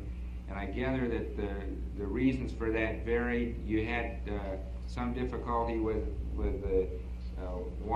wanting to feel some pressure. In Ed's case, I know, and this Al mentioned this too, and Stu didn't like the couch, and then you ended up in the limb. The thing was being in the suits all the time, and then the tilt of the limb too. Both those things probably had a lot to do with the sleep activity. Is there anything else that you think you can add? Did you feel that you were rested enough to do the task even with the sleep that you had? Yeah, but I think we were working on reserves. Yeah, I did too. Well, there were 2 days that we felt sloppy. One was the second day out after the excitement of the launch and all that activity and becoming acclimated to the new environment. So we felt like we weren't really clicking along too well on the second day out. And then the day after TEI, although we all apparently slept better after TEI that night, I guess was probably in terms of continuous sleep was probably the best night that we had.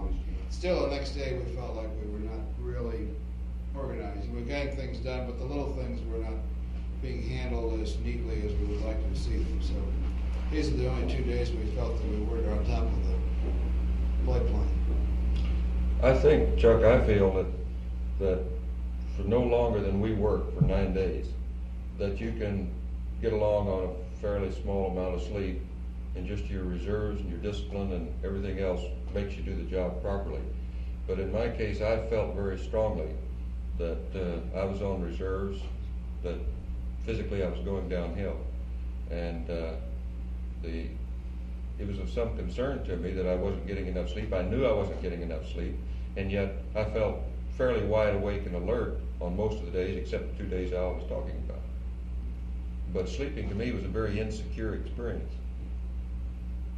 Now, how do you mean insecure? You mean because of this wanting something? Yeah, wanting to feel like you, the best I can say, feel like you were in a bed. Yeah. Wanting to feel some pressure or to be lying on something. It was a pleasant. Could you turn the tape recorder on?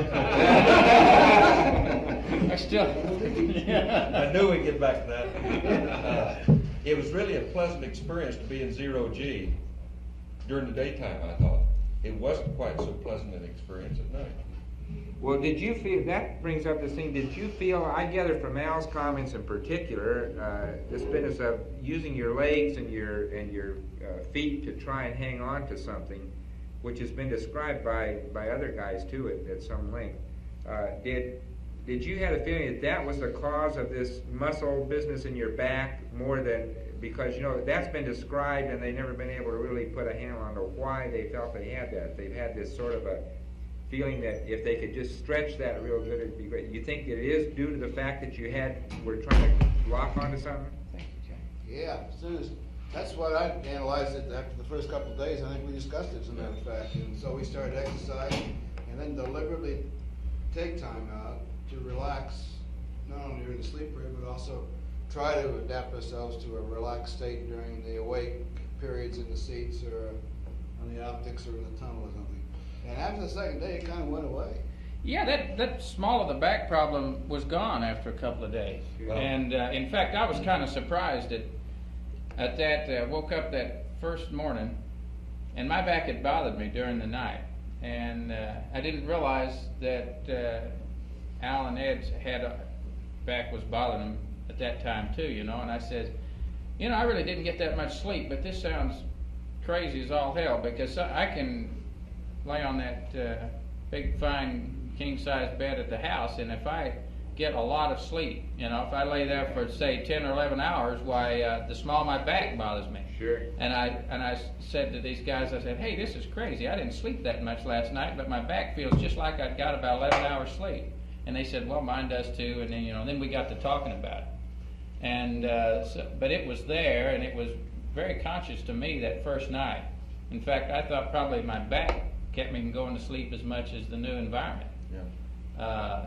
Rather than the 0G, because I was always conscious of my back bothering me. Did you ever think about taking aspirin or anything to do anything with that? Did you? I've never taken aspirin at all. For the 8 thing?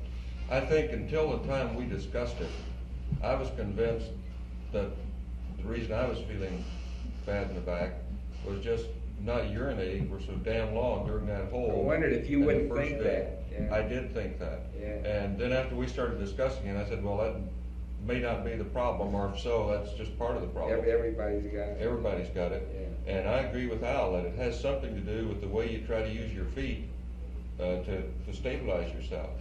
And I believe, although I couldn't see myself, I believe that when I was relaxing in the spacecraft in 0G, I was in a curved position.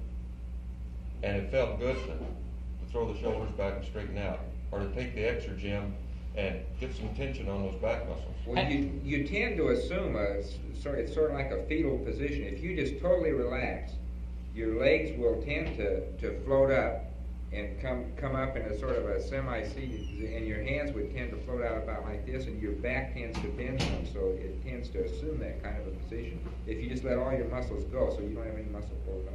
Oh, I tell you, one of the good things for that back too is just exactly that position. Just get yourself up like this. That's right. And I know that first night when my back was bothering me, I tried to sleep a good bit. I'd reach down and grab a hold of my booties, and I would lay there like that with pulling some pressure on my legs, and it would really help that small of your back. I found both things, either straightening out to put some tension on the back muscles, or as Stu says, double on up and pull the other way.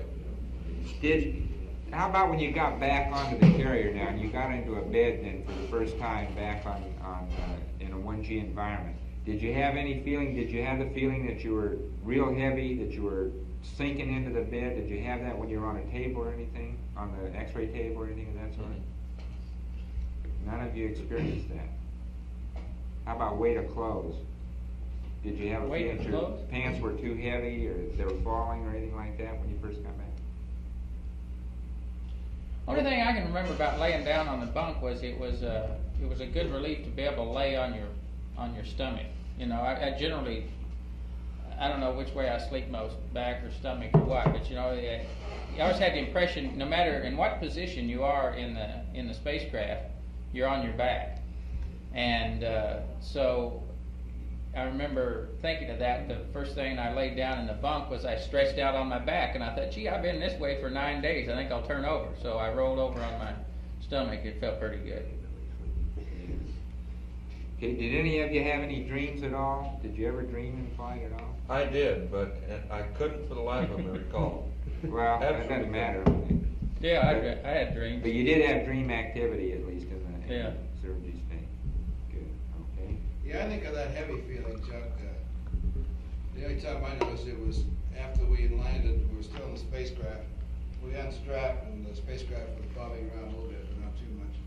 Got down the LEB right away, and the first couple of steps, combination of the rocking the spacecraft and being in 1G again, for perhaps, I don't know, 30 seconds, no more than that, certainly. That was my experience too. And I started doing some deep knee bends right away for, maybe 10, 12 of those babies, and I was right back at home again and continued to feel that way. No muscle soreness, no feeling of heaviness or anything from there on out. Did this feeling that you experienced when you first went down the LEB, was that all over, or was that just heaviness in the legs, or did you just feel heavy all over for a few seconds? Just feel heavy all over. Just all over. How about when you first got some G on re-entry? Did you have a sensation that you had a lot more G than you were really registering? Did you go through that? I don't remember anything over 2G. Was I supposed to? Of course, these two guys were... You don't, huh? You'd like that? No, Everybody else is done? No, I think you become very sensitive to G, like even ullage on in the spacecraft, you know, or well, that'd be, I guess, the only time you'd really feel a G would be the ullage, as well as the SPS engine, of course, you know. But on entry, certainly, you know, as you're going through 1G, it certainly doesn't seem like 1G. You're sensitive to the G. Since I wasn't quite as busy during that initial period as they were, I didn't have tracking tasks to keep me occupied. I probably felt it more, or was conscious of it more than they were, and it felt to me like one hell of a load.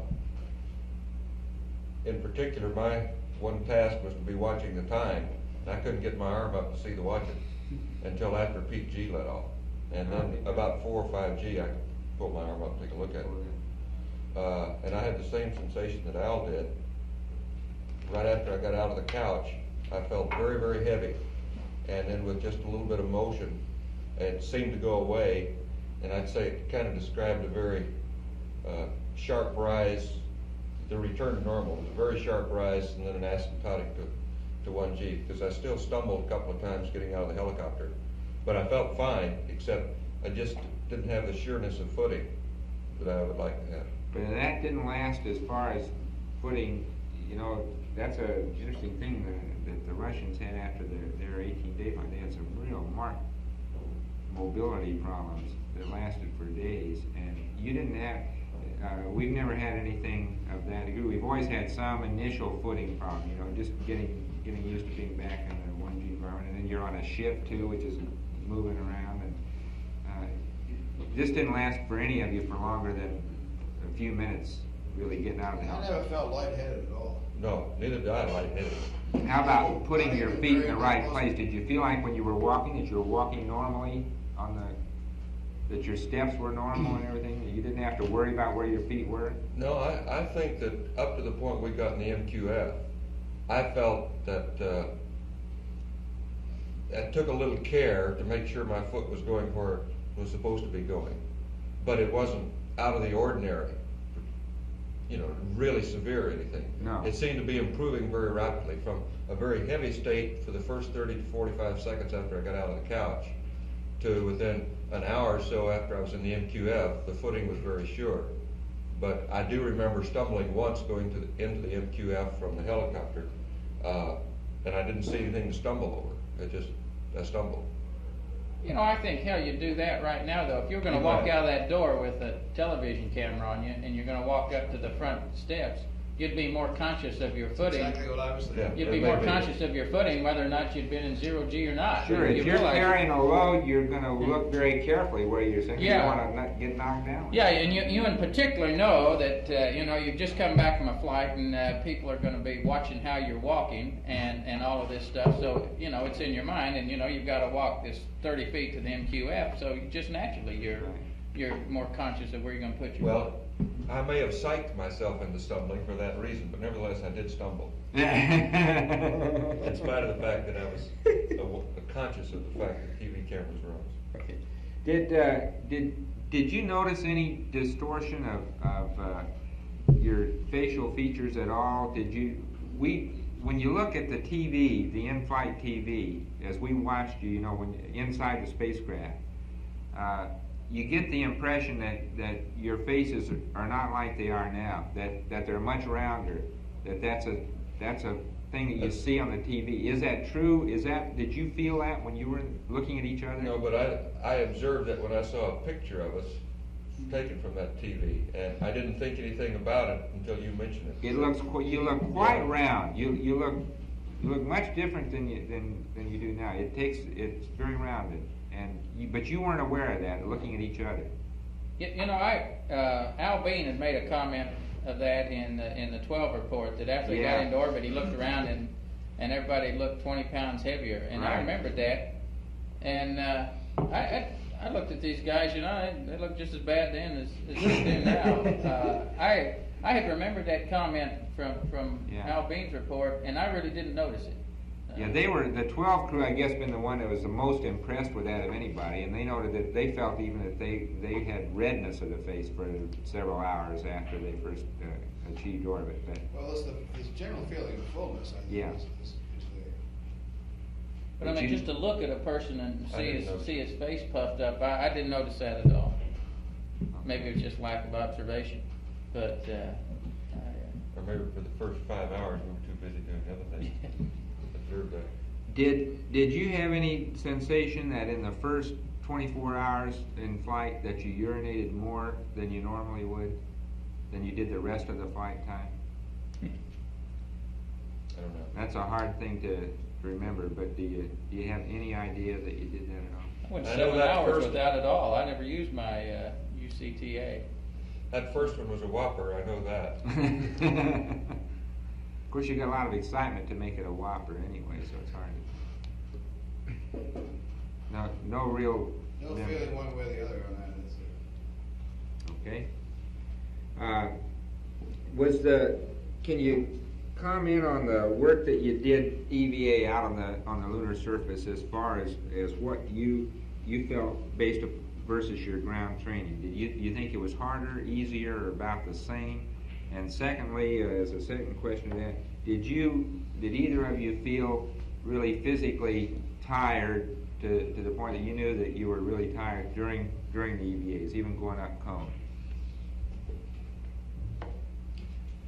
I felt, of course, it was a order of magnitude easier than 1G training. Just no comparison at all, as we expected it to be.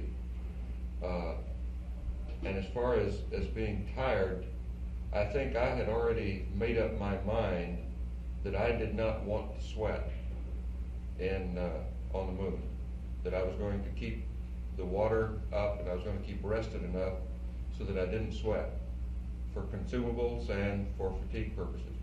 So I never really felt tired. I did feel occasionally that I was approaching the point where I'd have to have more cooling or take a break.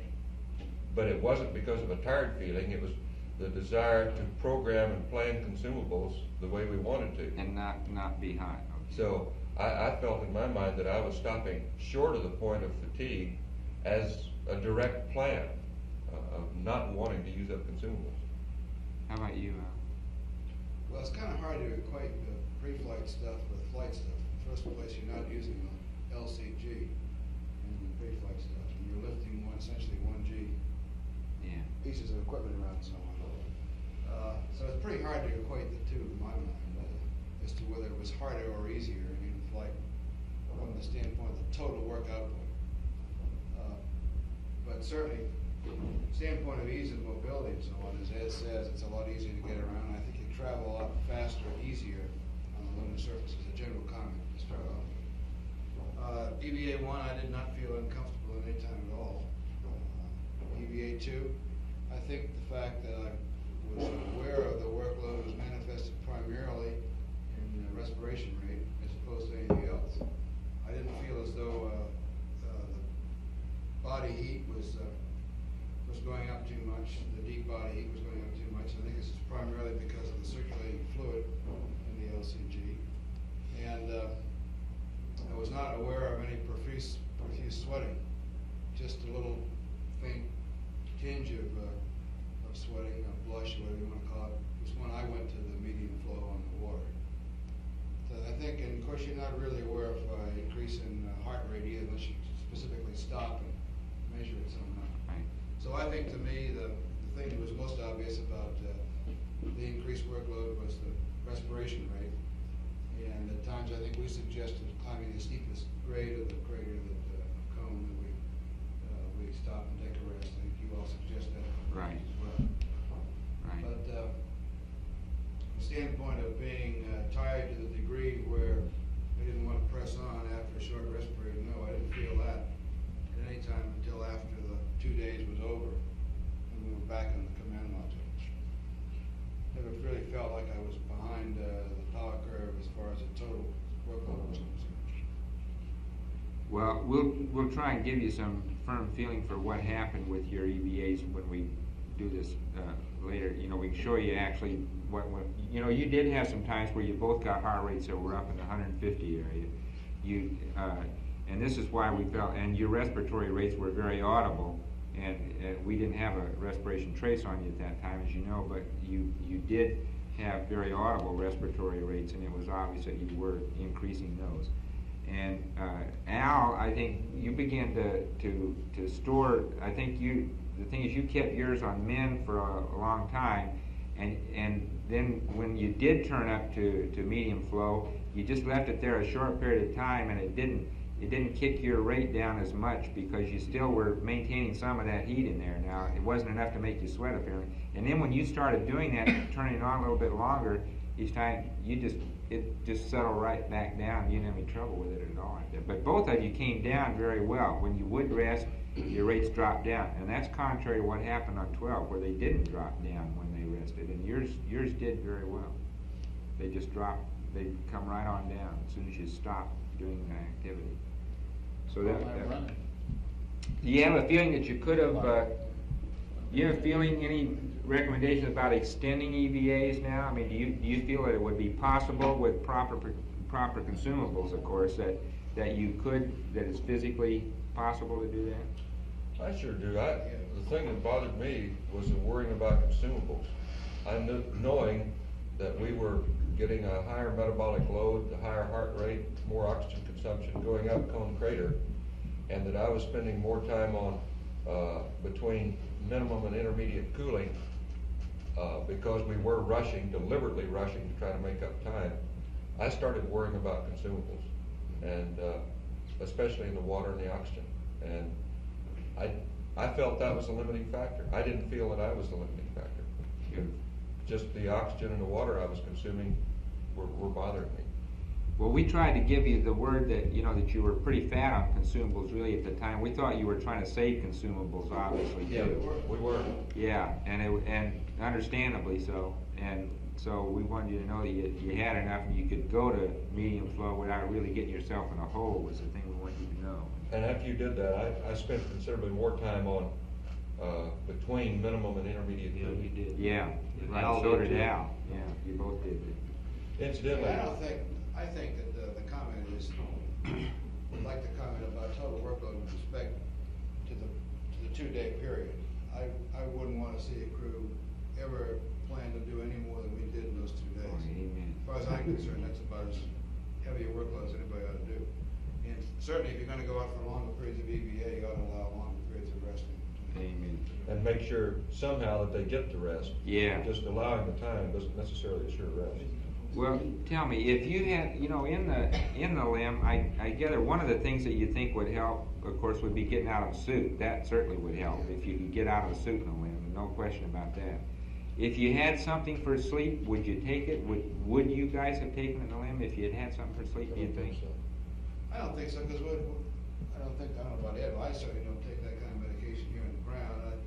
It's an individual thing, quite obviously, and it just depends on. Try to do things as closely in space as you can to the ground environment is probably the way everybody would. Right. So if you have people that do that in the ground, probably would help them.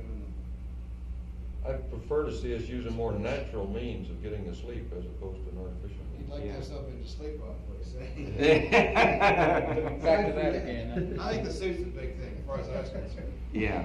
It keeps coming up. Couldn't roll around. Even you couldn't roll around in a hammock, and the damn neck ring was hitting the back of the neck. Yeah. There was one thing, Chuck, about fatigue. The only thing that I felt fatigued, any muscles I felt fatigued, was a darn hand muscle in the right hand because of that glove. Because you were fighting that glove. Yeah. And working the core tubes, unscrewing the core tubes. One of them I couldn't get by myself. Getting the caps off of them, that was very fatiguing, and that arm gave out. How about when you're carrying the barbell out there and you're getting this thing? You said you had to do it like Well, that was tiring, just because it's so cumbersome and it was flopping all around. But I eventually put it across my arms like that, and just aside from the workload of carrying it out, it was no problem. It was heavy.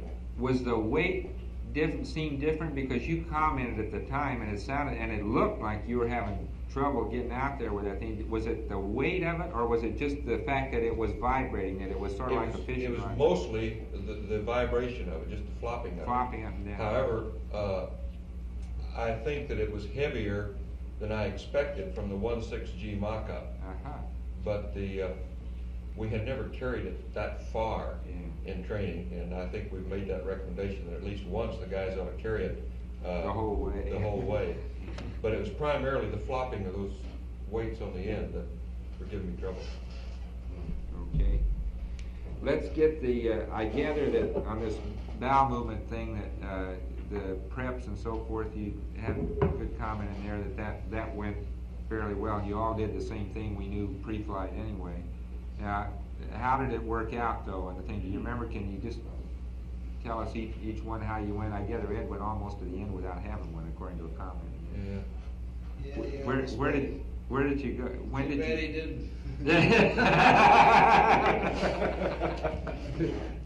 I went to the morning of the 8th day.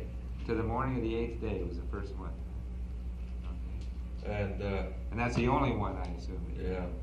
I didn't plan it that way. What I wanted to do was to have one bowel movement before we went to the surface. Yeah, I remember. So that would take care of that period of time. And I went around with a bag on my fanny for about 12 hours, hoping I could do something, and never did. And at one point, I even wished that heck we had a laxative aboard to help me do that. I'm not sure whether that's a good idea or not, but it sure seemed like it at the time. And I was really concerned that I need to have a bowel movement while we're on the surface. And I got through that period, figured, well, we got it made. Be good to get back to the command module and use the bag, and I still couldn't. And it was till the 8th day, and that was a whopper. Did you ever get any cramps or anything with it? No You cramps, never had any gut nothing. disturbance at all with it? Fine. Okay. I wasn't uncomfortable. I didn't even have a feeling of fullness. Yeah, good. How about you, Al? How did your cycle go? Well, I had 1.5 bags on the 3rd day, I believe it was. And then another bag on about the 7th day. Sorry. And no problem with it. I mean, there were normal consistency and sort of as far as. But that's really uncivilized. That I agree with you. We gotta find a better method. The total hygiene thing in this thing is so archaic. It's unbelievable. I mean, we just got to do better than that if we're going to keep people in space. That's really all. the only time you didn't feel civilized. You know, Yeah. You really felt uncivilized during that whole process. The whole mess. Yeah, as a big man. And the ability to clean up afterwards, and in fact, is the ability to maintain personal hygiene throughout the flight. Totally. We need better equipment. Stu, how about you? I went to 80 hours was the first one. I remember distinctly because I said between 80 and 81 hours approaching LOI while I'm going to do it. And you did. Which pleasantly surprised me too while we're on the gory subject, because pre-flight I anticipated that I might have to use the bag more than that, because in my normal course of events it's very common for me to hit the head at least twice a day. And but so I was pleasantly surprised that I got to 80 hours. And then I had one other one, and it was after TEI. I guess the next day after TEI, and I don't remember what time frame it was, or was it? Yeah, I guess it was. It was the day after TEI, and okay, I don't remember the GET or anything. I can't even associate it with anything except these guys in their gas masks. I don't know what else was going on at that time. Yeah, these guys. Okay. When did you first start to use the nose drops? How far into the? Do you remember what day? 3rd day, wasn't it? 3, I think. 3rd day. And do you feel that was a? I'm a little bit confused about you're describing this fullness, and still, do you feel that this was a thing that was associated with this fullness that was due to the weightlessness, or do you think it was an oxygen effect, just due to the drying and so forth? And I never felt that dry, and at the time I thought it could have been either or both, and so I just treated it symptomatically with about 1 drop in each nostril, and it was completely effective for the next 10 to 12 hours. Well, you could hear it. This is a fairly routine. You hear this in the guys' voices, and you know they're doing it. You know, you hear this full feeling that they have. Sometimes they get a little bit of hoarse sensation with it too, and it comes and goes. And you described it, I thought, very well yesterday. You know, sometimes in the mornings it'd be, you'd wake up and it'd be better in the morning. You know, Well, Chuck. I don't know, this is kind of a subjective feeling.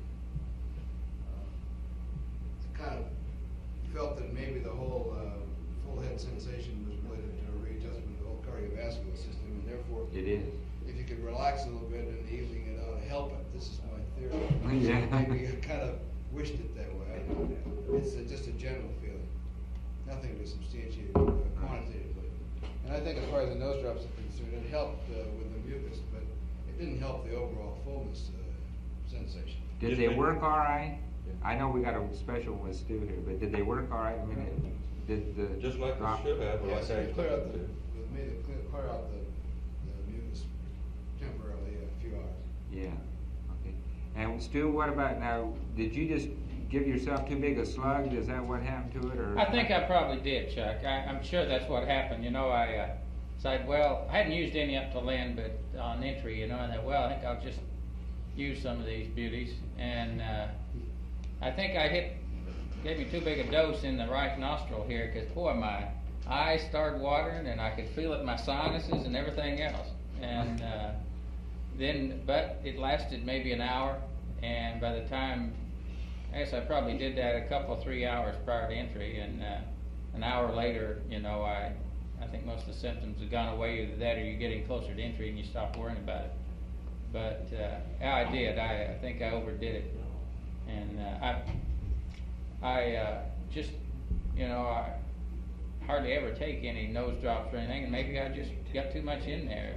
It's probably pretty powerful stuff. It is powerful. I know if I, in 1G or here, if I take more than a couple of drops of Afrin, if I use drops instead of spray, I get the same effect that Stu does. Yeah, no, that's not It's a burning and a real drying sensation.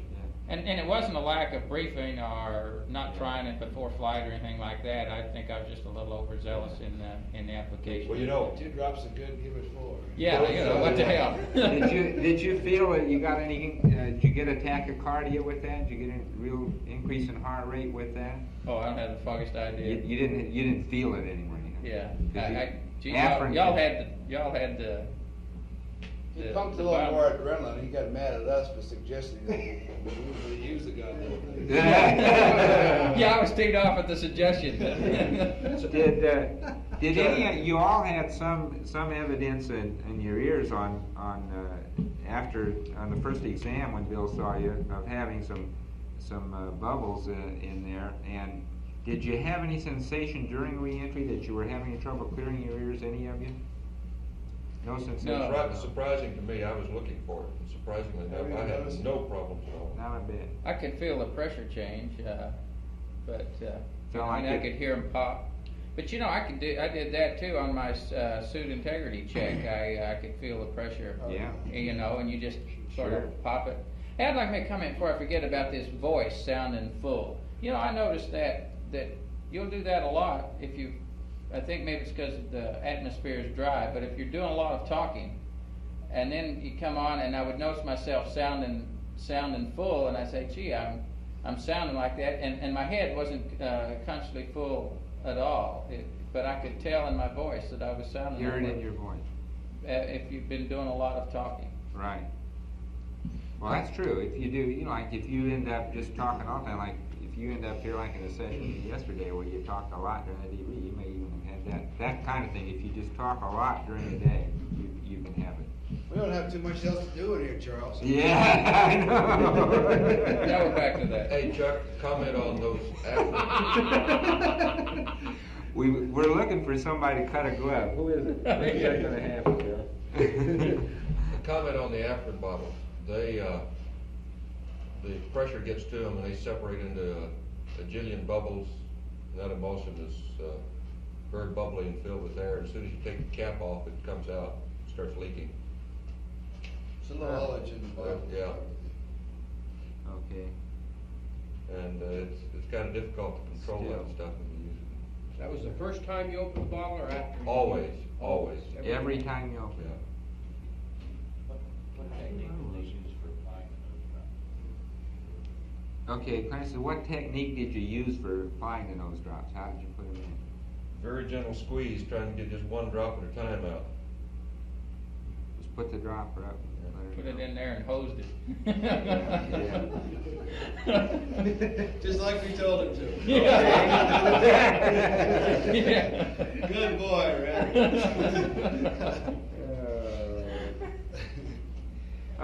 What did you tape those PRDs down in your suits?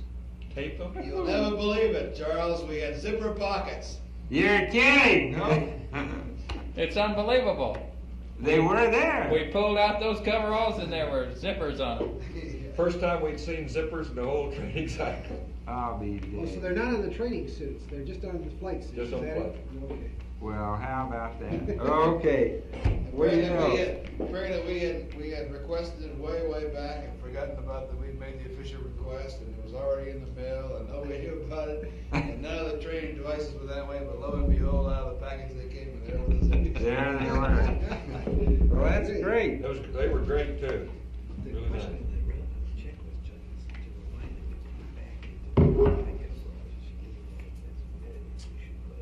Okay.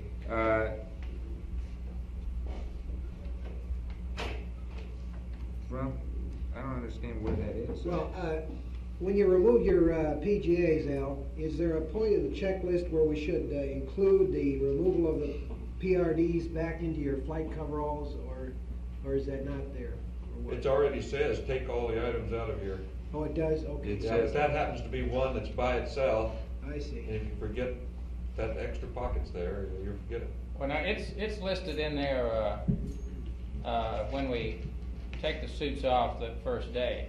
I guess, you know, and then when you bring the suits back over, from the limb, why, you know, a pretty rushed timeline, that, you wouldn't, I don't know whether it'd be any good to put that in your timeline book or not, because that time your main purpose is just get the suits and get them stowed. Yeah, you said you jerked them down and got them zipped up in those bags pretty fast. Right into the bag. Okay. Probably wouldn't hurt, I guess, when we list the items to take out of the suits. When we come back to the limb, we can just add PRDs in there as another item. We Yeah. list sunglasses and pencils and all the rest of them. We can add PRDs. That's what Hey, sunglasses remind me.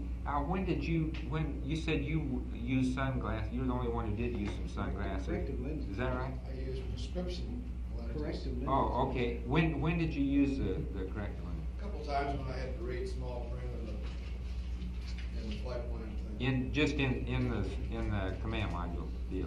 Yeah, with the helmet off all the time. I didn't use them in the plane. No, I didn't. I'd use it from time to time in the simulators, particularly in the LMS.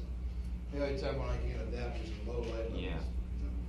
Did you have any feeling about that on the lunar surface, Al, that the light levels were bothersome to you because of that? Because that is a very typical thing. That's an interesting The point. light levels were generally higher in the lunar module. The thing that you don't simulate on the LMS is the difference between day and night on the side of the moon. How about out The on the LMS surface? is dark all the time for all practical purposes. How about out on the surface, when you were actually out on the surface and had your visor down? Yeah. Did those light levels bother you at all? I mean, did you feel that you were having any difficulties in It's The either only problems I have is with reading small print at close distances when the light level is Yeah. low. And I had the problem in the LMS. A couple times in the CMS and the LMS, I don't know how many times I Yeah. broke them out, but I don't know, perhaps Yeah. 6 or 8 times. Try to read that damn card. It's about the only time I've ever seen you use them. Yeah, but on the surface, Chuck, Yeah. it's either stark white, dazzling white, or it's absolutely black. there? Or it's So black? I don't think eyesight has a great deal to do with it at that point. Yeah, that's Yeah. right. I think you've covered most of that stuff about the vision on the surface and so forth pretty well in there. I think you've done that very well in the thing, so I don't think we need to, if we have something that comes back up for that, well, we'll get the word to you. But as far as I can tell from getting through all that so far, I think we've got most of that covered pretty I well. might point out to you, if you want to pursue the visibility further for any sort of medical things, If you look at the photographs, in my opinion, they're exactly what we saw. Is that right? If you look cross sun, the visibility is great. If you look up sun, everything's glared out by the sun. If you look down sun, all of the gentle, subtle rolling and the subdued craters, they just disappear on you. Yeah. But cross sun visibility is great. The photographs show it the same way. You know, just real briefly on that same subject, it's kind of hard to tell when you're looking at just negatives of these 70 millimeters, but I was looking at some of the zero phase pictures last night and how the targets would disappear at zero phase. It does it on the films also. And same way. As it turned out, I'll have to get, see what the prints look like. But my first impression is that I didn't see much more than what the camera did at zero phase, which is going to surprise me because I would have thought different. Yeah. But I don't take that as any sort of data until I've had a chance to really see a blown up print. I'm just looking at some negatives in here. But that's my first impression. We've always said that the eyeball can see more than the film can, but with our particular films, I think there's pretty good correspondence. Probably going to be about the same. That's great. You're not insinuating we have bad eyeballs. No, we just have good film. That's a preliminary opinion. Hey, on the sunglasses, I guess you got it. As far as I know, nobody even broke their sunglasses out. Right. And you didn't feel you needed them. No. Right. Well, I think the only time we needed them was when there was sun shafting in, but in PTC, just wait a couple of minutes, it'll be gone. It goes away. Okay. Ed, there was a time at 196 hours where we lost your respiratory, so your CPN. Did you notice whether was the signal conditioner disconnected then, or was there a sensor loose or anything? Did you know that? There was nothing different. It just quit, apparently. It just quit. You couldn't see anything obvious as to why. No, I went down and went over the whole system. We checked the sensors, checked the belt, checked the connection, and we were getting too close to entry to really do a great deal of troubleshooting. So. No, there was no point to do it then.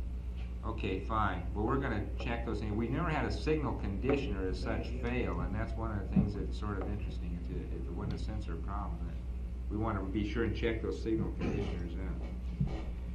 Okay, I think we've got most of this mobility thing done in there. While we're talking about that biomed bill, let me just say that I think my urine bag problem, the UCTA problem, is kind of related to that bill in that, the UCTA is held by that elastic strap. Right. And I think the problem in getting that hose length correct has to do with the fact that the UCTA doesn't always end up in the same place. You try to get it below the belt so that it doesn't get on top of it and increase the dimension and whether you're already done. And I think in doing that, I probably wore it a little more, wore the gun down the hip more maybe. Yeah. In retrospect, if there's some way that thing could be fixed, just like the in place, was fixed, then it wouldn't move up and down, and therefore you can adjust the hose length a little better. I wore mine differently. I wore mine over the bio belt. That may be the difference. Yeah. Well, I think it's a question of fixing the vertical height of that thing, so you can get the right length in the hose. Because mine was up and down, and I think when you reached in, you probably found it was sagging down as a result of being full of fluid on the one hand, but also because I used to wear it below the belt on the other. Yeah. But his hose had a definite kink in it. It came out of the fitting and just made a sharp kink, and it was bent, just like you see a hose. Yeah. Very good. Did you feel any real dryness of skin as such, or dryness of your lips or your nose at all? Did you ever have any sensation that way? Not exceptionally for me. I actually didn't have any obvious sensation of dryness. I don't know whether Stu did, I noticed his lips were cracking about the 4th or 5th day after we got back from TEI. But I don't know if you got it or not. No, I didn't feel dry. In fact, I noticed it cracking in here too. No, I didn't feel any dryness particularly at all. Okay. I think we got these all covered. Did they talk to you about Phil Chapman wanted to tack on the light flash thing on the end of this thing here? Yeah. So if You're out here. want you to tell them to come on in and let them get that out of the way then. Hey Chuck, just real fast on, I know you've got to take the data and you're looking ahead to the longer flights, and I'm not trying to downplay it, but this weight loss, you know, I think in my case, I don't want it to be misconstrued. You know, I was just sitting here thinking, you know, I weighed less after our field trip to Iceland than I did after this flight too. You know, a weight loss of me of 5 pounds is no, just, you know, comes and goes with no problem at all. Well, that's why the body water things are going to be pretty important. Yeah. You know, to know is that really it? You know, is it really a total body water loss kind of thing? That'll be a real important plug to hang on there. That's why we'll go over that with you so that it is clear. Mm-hmm. We won't have total body water or exercise your food space until after quarantine. That will be done at Baylor. Those are beta beta emitters. We're just doing the gamma counting here. Why can't we get it out? We'll argue that with you later. We're just not equipped. Let's get it out. I'll talk with you later. There's a scientist. Let's go. Where's Bill? Yeah, there he is. Bill, go out. Hey, y'all want any coffee? I got a big pot right here. Yeah, I'm coming over to get some right now. Oh, you Dick suggested that we should tack on a few questions about light flashes at the end of this briefing. That's what we're about to do. What we'd like to do is to clarify some of the subjective impressions that you got of what you saw in the way of light flashes, and also to clarify the conditions under which you saw them. Excuse me, could you stand back from the mic just a little bit? That's a boom mic. Bill, and that why don't you sit right here? It'll pick it up. It'll really blast us out. Let's go. You need to get reasonably close to the mic. You should be right in the middle. Is there a way that the room could be darkened? That the room could be darkened? Yeah. In a while. You know what? Okay. The first question we got is the streaks that you saw. Were they a very sharp phenomenon, or were they rather diffuse, like fuzzy? Ones I saw were very sharp. There was no mistaking what it was. It was a streak so long, instantaneously disappeared. Yeah, I think that's correct. Both the single streak and the double shot appeared to be very clear to me. They were quite clear, and I think I made the comment over the loop that most of my streaks appeared to be on the periphery. And for the first several days, I got the impression that this direction was predominant. Later on, it appeared that I don't think I could get that good a pattern, but that was my first impression for the first couple of days. The next question is, was there any apparent direction of propagation? And could you tell it was coming from one side to the other, or was it just a flash? Several times you did say from the left to the right or something like that. Tried to correlate it, but in my case, I couldn't really correlate a pattern out of it. Yeah, I would think that the time period in which we tried to report them streak by streak, flash by flash, was representative. And it was my feeling that it was generally random during that time period, and therefore generally random throughout the times that we were noticing them. No, I meant, could you detect that it was moving from one side to the other in general? Yes. It was moving in a specific flash. a specific flash, yes. Yes. But you could see it as a travel from one side to the other? You really I think could. we tried to report it that way, didn't we? Yes, you did report it. That's the way it was puzzling us because it happens. It has to be very fast, you know. Isn't that question kind of redundant then? Didn't believe you.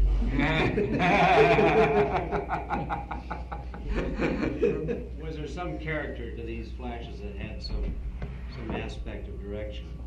I mean, were they all the same rod shaped, or did they have a tail on them?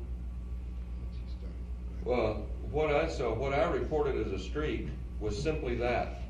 Now, maybe the way we determined the direction subconsciously was that it was a ball of light moving in a direction, leaving a tail. But I can't say that for sure. All I reported was a streak, and I had the impression of it moving from one direction to the other. And I reported that direction, and I can't clarify it much more than that.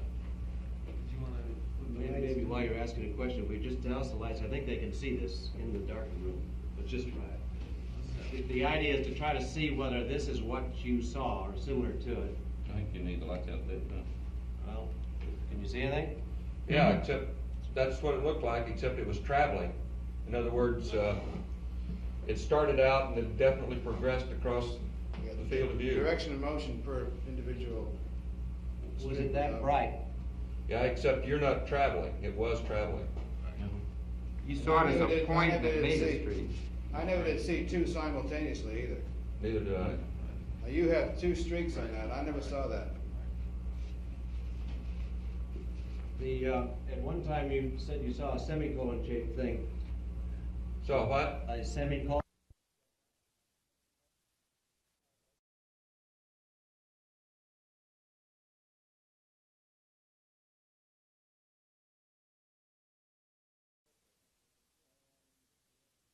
Most of my streaks appeared to be on the periphery, and for the first several days I got the impression that this direction was predominant. Later on it appeared that I don't think I could get that good a pattern, but that was my first impression for the first couple of days. The next question is, was there any apparent direction of propagation? And could you tell it was coming from one side to the other, or was it just a flash? Several times you did say from the left to the right or something like that. Tried to correlate it, but in my case I couldn't really correlate a pattern out of it. Yeah, I would think that the time period in which we tried to report them streak by streak, flash by flash, was representative. And it was my feeling that it was generally random during that time period, and therefore generally random throughout the times that we were noticing them. No, I meant, could you detect that it was moving from one side to the other in general? Yes. It was moving in a specific flash. a specific flash, yes. But you could see it as a travel from one side to the other? You really I think we tried to report it that way, didn't we? Yes, you did report it. That's the way it was puzzling. It's because it happens, it has to be very fast, you know. Isn't that question kind of redundant then? Don't believe you.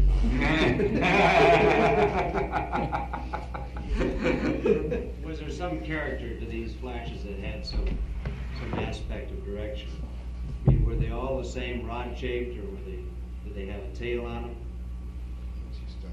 Well, what I reported as a streak was simply that. Now maybe the way we determined the direction subconsciously was that it was a ball of light moving in a direction, leaving a tail. But I can't say that for sure. All I reported was a streak, and I had the impression of it moving from one direction to the other. And I reported that direction, and I can't clarify it much more than that. Maybe while you're asking a question, if we just douse the lights, I think they can see this in the darkened room, but just try it. The idea is to try to see whether this is what you saw or similar to it.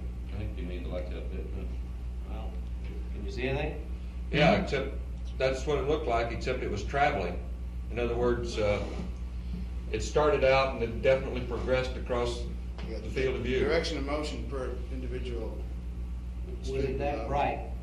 Yeah, except you're not traveling. It was traveling. You saw it as a point that made a streak. I never did see two simultaneously either. Neither did I. Now, you have two streaks on that. I never saw that. At one time you said you saw a semicolon-shaped thing. Saw what? A semicolon-shaped object. This was in the first report. Before the I never did. If I reported it, that's what I saw, but I don't remember it. Did you see anything that looked like this? All I can say is whatever was reported is what I saw. No, we discussed the various shapes prior to flight, and I concentrated pretty hard on trying to see the shapes, and I think as I reported, No, it was either a streak and just a rather simple streak, or it was a flash and rather a simple flash.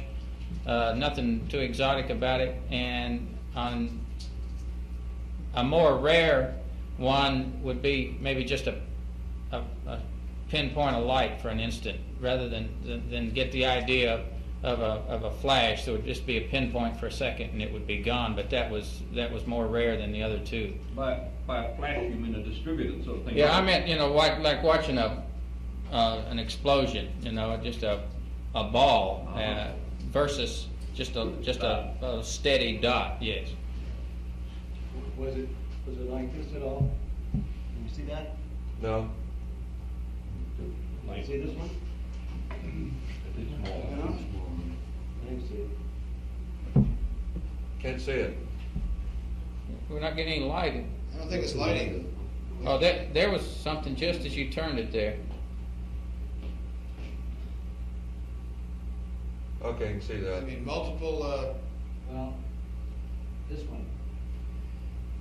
Okay, that to me would be the pinpoint that I'm describing. The eruption, or the nova as we call them, would be more of an explosion. Yeah. How about this? Yeah. Was there more dots than that? Well, you've got a very, very bright center and a diffused edge. I would say that the impression I had was you would have an area like that indicating a blow up, but the center wasn't predominantly that bright. But that's getting closer to what we would call, or what I would refer to as a nova or a flash. That's not as bright as what I call a nova. Yeah. Ed, was your nova an explosion like this, or a discrete bright flash? No, it was what I called a nova was more of a blob that seemed to start with that and kind of expand. more diffused. Yeah, and more diffused as the time went on. But brighter than that? Brighter than that, yes. That's about what I'd call a flash or a star. Here again, you've got too much contrast between the center and the diffused area there, though. That's some light. Also, your time frame that you're flashing, that's too long. It was faster than that. But am I right, Ed, from what you just said, that when you said flash, you really meant a star and not what Stu just described? I think I almost tended to use flash and star interchangeably. But that's not true for you.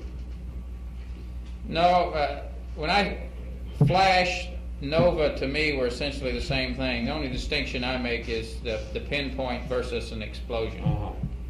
Okay, I think what Stu was calling a pinpoint was about what I'd call a star or a flash. And a nova, to me, was a much bigger, brighter thing. Okay, I got a couple of quick ones. First of all, the cabin lighting. Exactly, was it completely dark, or were there some instrument lights still on? Absolutely dark. Absolutely dark. Okay. Wait a minute. Well, yeah, there is. You're talking about the time period that we ran this quantitative report, right? Right. So, completely dark. Okay. And did you have your eyes closed most of the time, or were they open in the dark cabin? Mine was we had closed. both. Yeah, I had both. Even though we had the window shades on, when we'd roll around so the sun would hit some of the windows, there'd be some light seepage around, and we were aware of that ahead of time. So that during that time period, at least I made an attempt to keep my eyes closed, open otherwise, and of course we closed our eyes when Ed flipped his flashlight on. But generally speaking, eyes were open. No, mine was almost closed all the time. I was floating down the corner of the LEB, but I kept my eyes closed because I didn't know when we might roll into the sun, and I didn't want to pick up any light at all.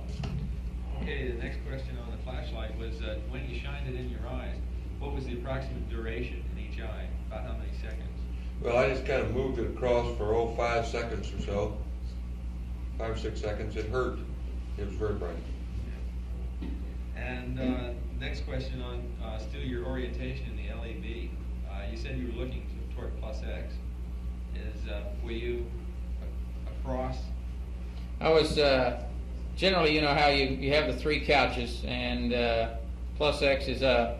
I was oriented this way with my head looking face up down in this corner. So your head was in the same direction as it would be if you were on the couch, it just rotated 90 Yes, degrees. that's it. Okay. And next question is, in almost every case, you did report that it was in one eye at the other. I believe there's one incident where you had both eye.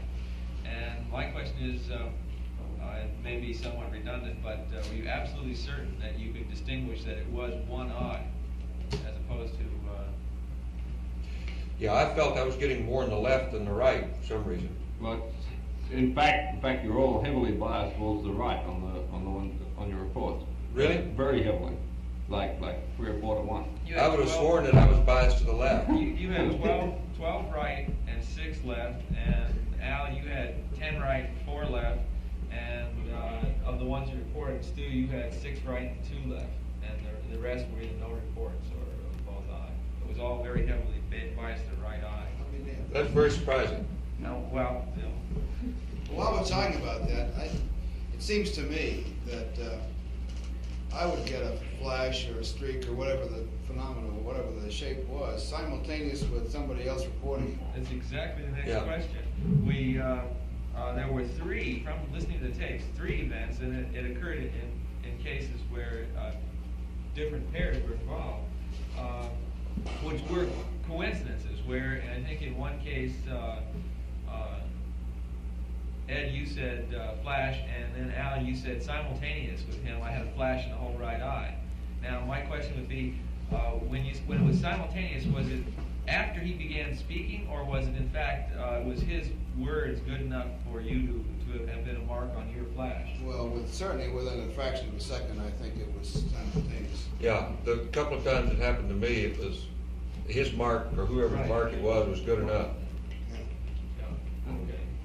Same here.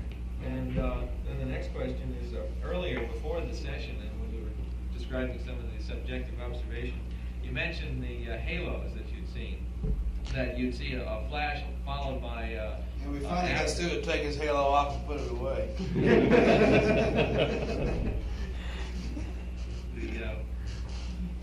Excuse me, I'm sorry. Well, okay. Now, the after effects, were they present most of the time? Did you have cognizance of a spike and then a sort of glow afterwards? Only on what I call the nova or the supernova. Is that true for you too, Stu? I didn't really notice a halo effect myself. I guess I'm not sure what we're calling the halo effect. You mean a diffused brightness? More like an afterglow. Did I call any of those? I sure don't remember it. No, Ed described it. Yeah, I don't think I saw any of those. Okay. And the other question we had was, do you remember making any observations in lunar orbit? I know there were no formal periods, but any just informal. You know, I thought about that on the way back, and I was so tired that night that I really don't remember seeing any flashes, but I didn't look for any either. So I guess the question would be, I consciously did not see any, but I wouldn't take that as a data point. Okay, that's fine. And then the final question that I have is, after our formal session, was at about 191 GET. You then had a sleep period later on. Do you remember whether you saw any during that sleep period closer in? It's significant whether you're inside the magnetopole or not. I don't consciously recall, but I don't really recall that there was any night, except on the lunar surface, that I didn't, at some time or another, see some. You didn't see any on the lunar surface? I don't remember about the lunar surface. There was precious little sleep that night anyhow. Okay, So. well, that's all the questions I had. We douse the lights for a minute. While you're dousing light, I have one additional question. Did you get the impression that light flashes could have been within the cabin or definitely within your eye? Definitely within the eye. Okay. I want to get some idea about orientation and length of the streaks. Did you ever see anything that looked like this? No, I never did. You use the terminology of 6 o'clock or hours of the clock. Does that mean to you, when you say 6 o'clock to the center, about how long a streak is that? That's a hard question to answer. If you were visualizing something about the arm's length away from you, how long would you say your longest streak was? That long? You see my fingers? I'll show it on Let me describe it a different way. Give you it appeared to me that the things, I would say, were 3 or 4 inches away from my plane, whatever that means, and were a couple of inches long. Tell us what it That means. makes sense. Yeah, a couple inches long, and 3 or 4 inches in front of you. It looks like this. Too long for me. There were 2 of them, I guess. See that one up above? The one up above looks better. Okay. How about this? Probably fairly close. Yeah, I'd say that's probably about as close as the longest one. See, I'm not sure what our scale is here. I'd rather say that if I'd consider whatever it may be, but the field of view of, say, my right eye, and take a radius of that I'd put a streak at of about a half the radius would be the average streak. Half or a little longer. Okay. You think, is there any way that you can associate this length of streak to what you said, Stu? Was it longer or shorter, or can you say? Well, it would depend on how big a circle I want to draw for my field of view. I saw streaks that long because with my eyes closed, I imagine a rather big field of view here in my eye. So I'd see streaks that long. One time you said you saw streaks oriented in a certain direction. Do you remember that? Which Yes. direction? The way you had it, bring it on up, that way. And Ed, what about you? Well, I think I had them from several directions, and I reported them as moving from one direction to the other at that time. There were several of them, though. How about Al? Any particular direction, up and down, left and right? I didn't notice any preferred orientation, and here again, I think I'd try to express the length of the arc of the flash in terms of the peripheral field. And if you're talking about a horizontal peripheral field as being somewhere in the vicinity of 150 to 160 degrees, then in some cases the light flashes would go across as much as 50 or 60 degrees of that. Yeah, it's interesting. Were the light flashes broken in the center? In some cases they were. In some cases I had the feeling it was 2 dots, one immediately following the other, giving the impression of right to left or top to bottom or bottom to top or left to right. The point is, you see that the retina is so curved that if you draw a straight line, you can't get too long. You shouldn't be able to get too long a streak without breaking out of the retina again. You know, in the plane of the retina, because it's shaped like that. But it has some depth, does it not? If it had been any longer than that, it would just is on the retina. Can't hear that. Through a couple of portions. Can't hear you. It should not have been any longer than what I showed you if it just went through the retina as one track, but if it went through a couple of eyes, then you would have the impression of a long streak. That's why we're interested in the character.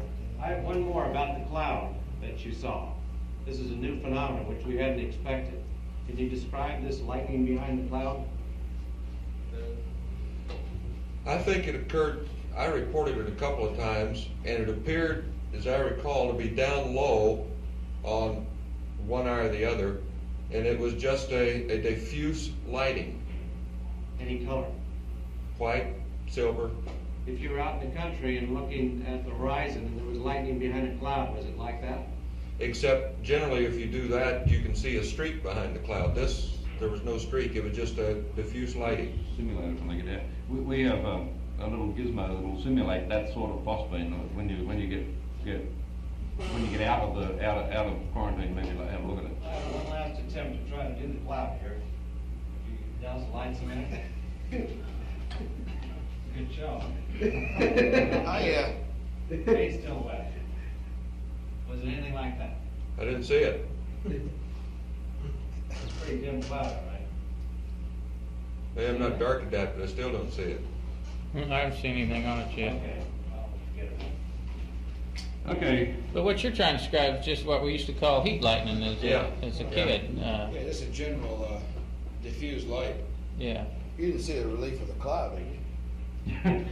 No, not necessarily, no. It's just a blob of light. The one final question.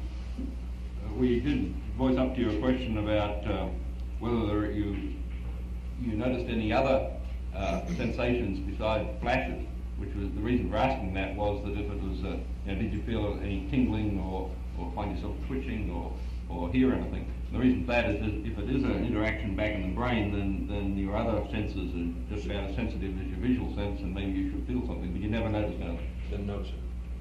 Didn't notice any sensation. There's two things to think about. Did you notice your thumb itching or your lips twitching? In particular. In particular. No. Never looked for it either. Well, it's, these are suggestive questions, and the fact that you say no is significant. You can press on with different parts of the anatomy, and you might get a yes, but it doesn't have anything to do with Well, those are probably the two biggest cross sections for. If there's something significant about your thumbs or your lips, maybe you should warn people to look for that, because I don't know, unless it's going to be so obvious that you would. Are you saying you itch all over? Well, sometimes you might think you should be, feel very comfortable. Okay, thanks very much. So, I think I said to Ed yesterday that you really did provide an enormously improved amount of data on this phenomenon that we've had in many previous flights. It was great. Well, I would add this, that I think that's the way you really have to go, is to take a definite period, set it aside to do it, because otherwise it's so random and so many other things going through your mind that it's the only way you can get anything quantitative out of it. However, you did a remarkable job of concentrating on that length of time. Do you feel that was being unreasonable to ask you to do that without you going to sleep or something like that? It's a pretty boring thing to do, just sitting there lying watching it.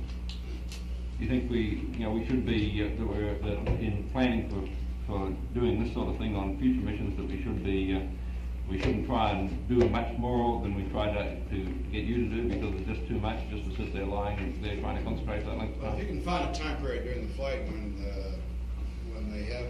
the crews don't have anything else to do, I think it's reasonable to suggest that, yeah. I don't think I would do it before a sleep period or when they're tired or they'll go to sleep on you.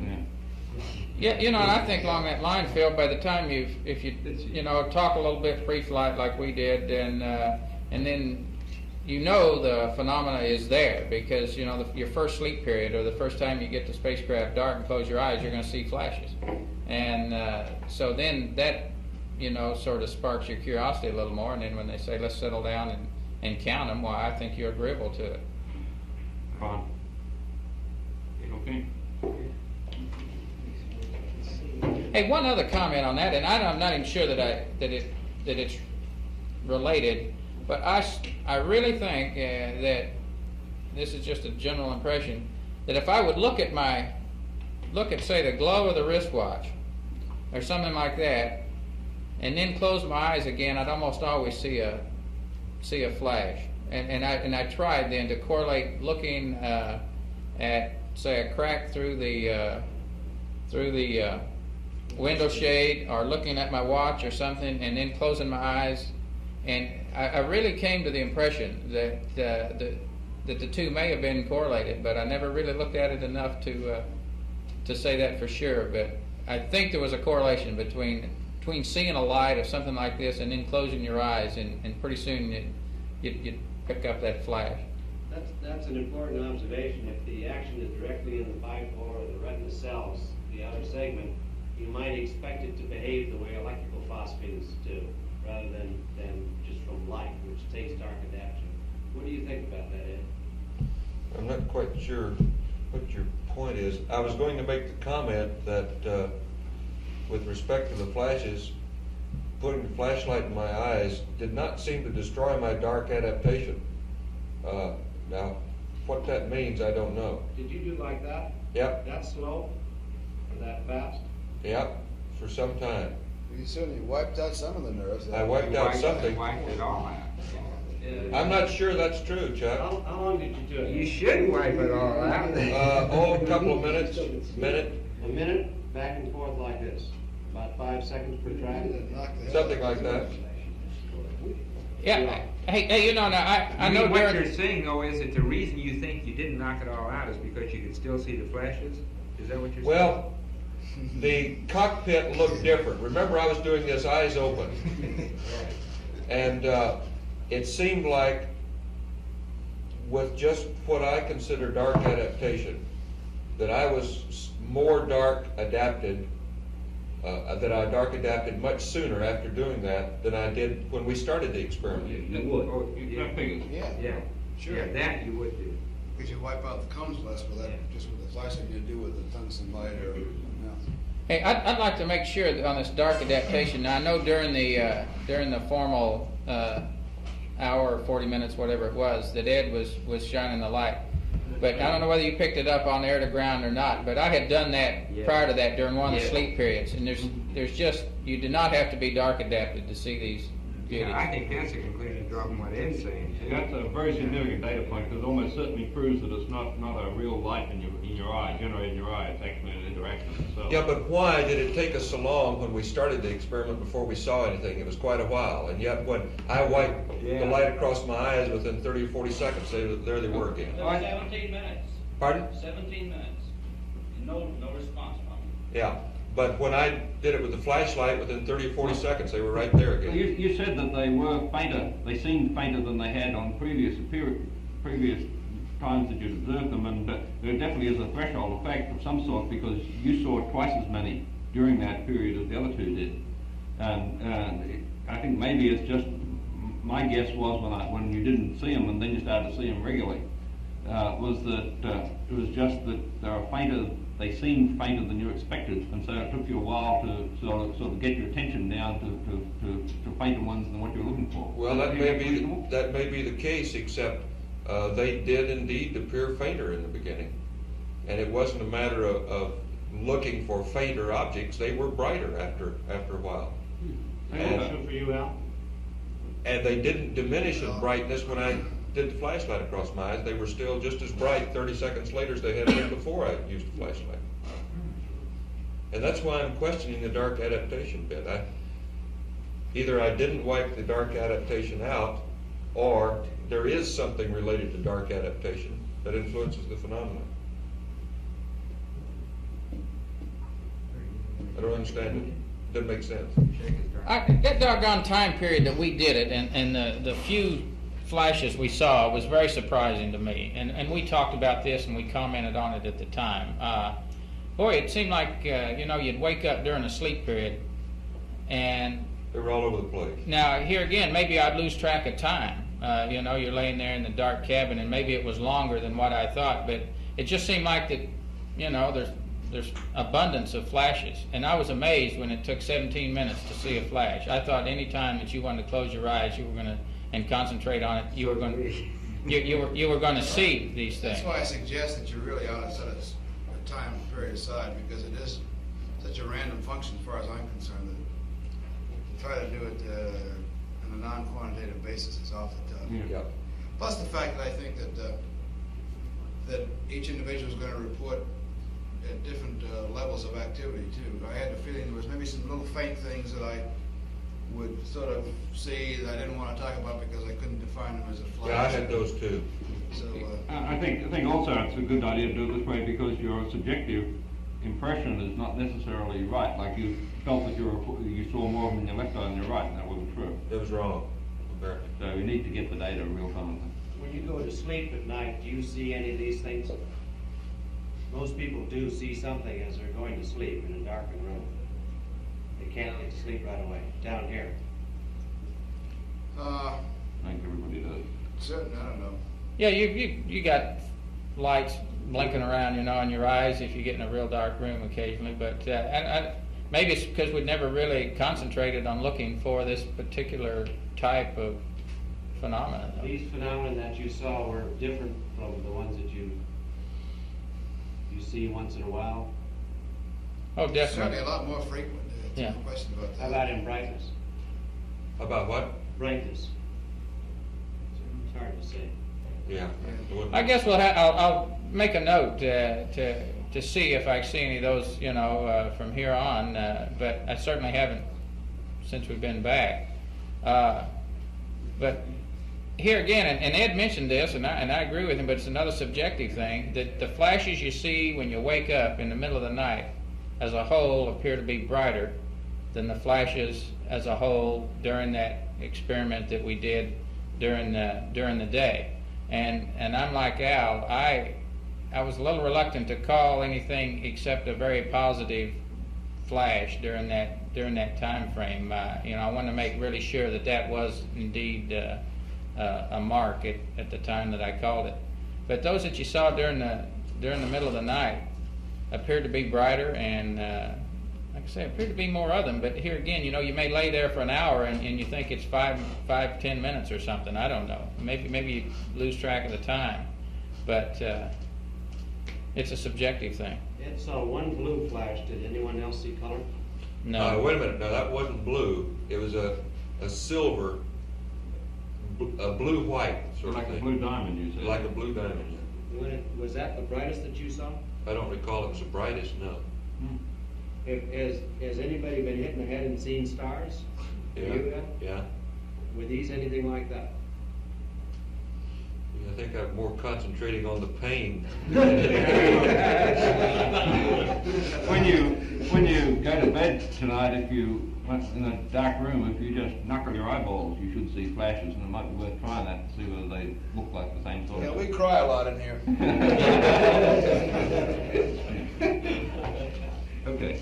No, I'll say, you know, if you can get the next crews interested, Phil, you know, it makes a great topic of conversation, and, you know, during the flight, you got nothing else to talk about, you can talk about light flashes. So, you know, I think if you get the crew's curiosity aroused, right, it's a good deal. Well, I think the interest, the pressure on the subject which is built up is such that there will be some formal experiment on 15. It's probably the way to go.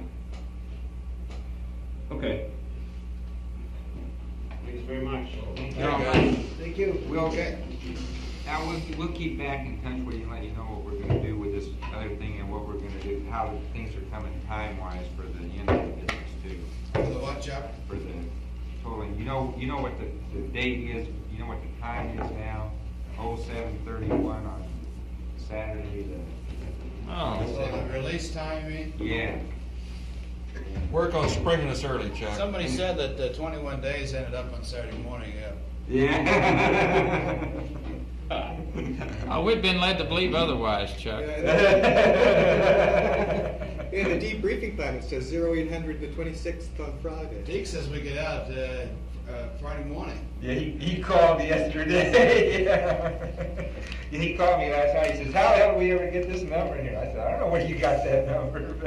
Well, the radiation people are here. We're talking about release and all that kind of business. Can we get a hack on when they're going to get total body counts?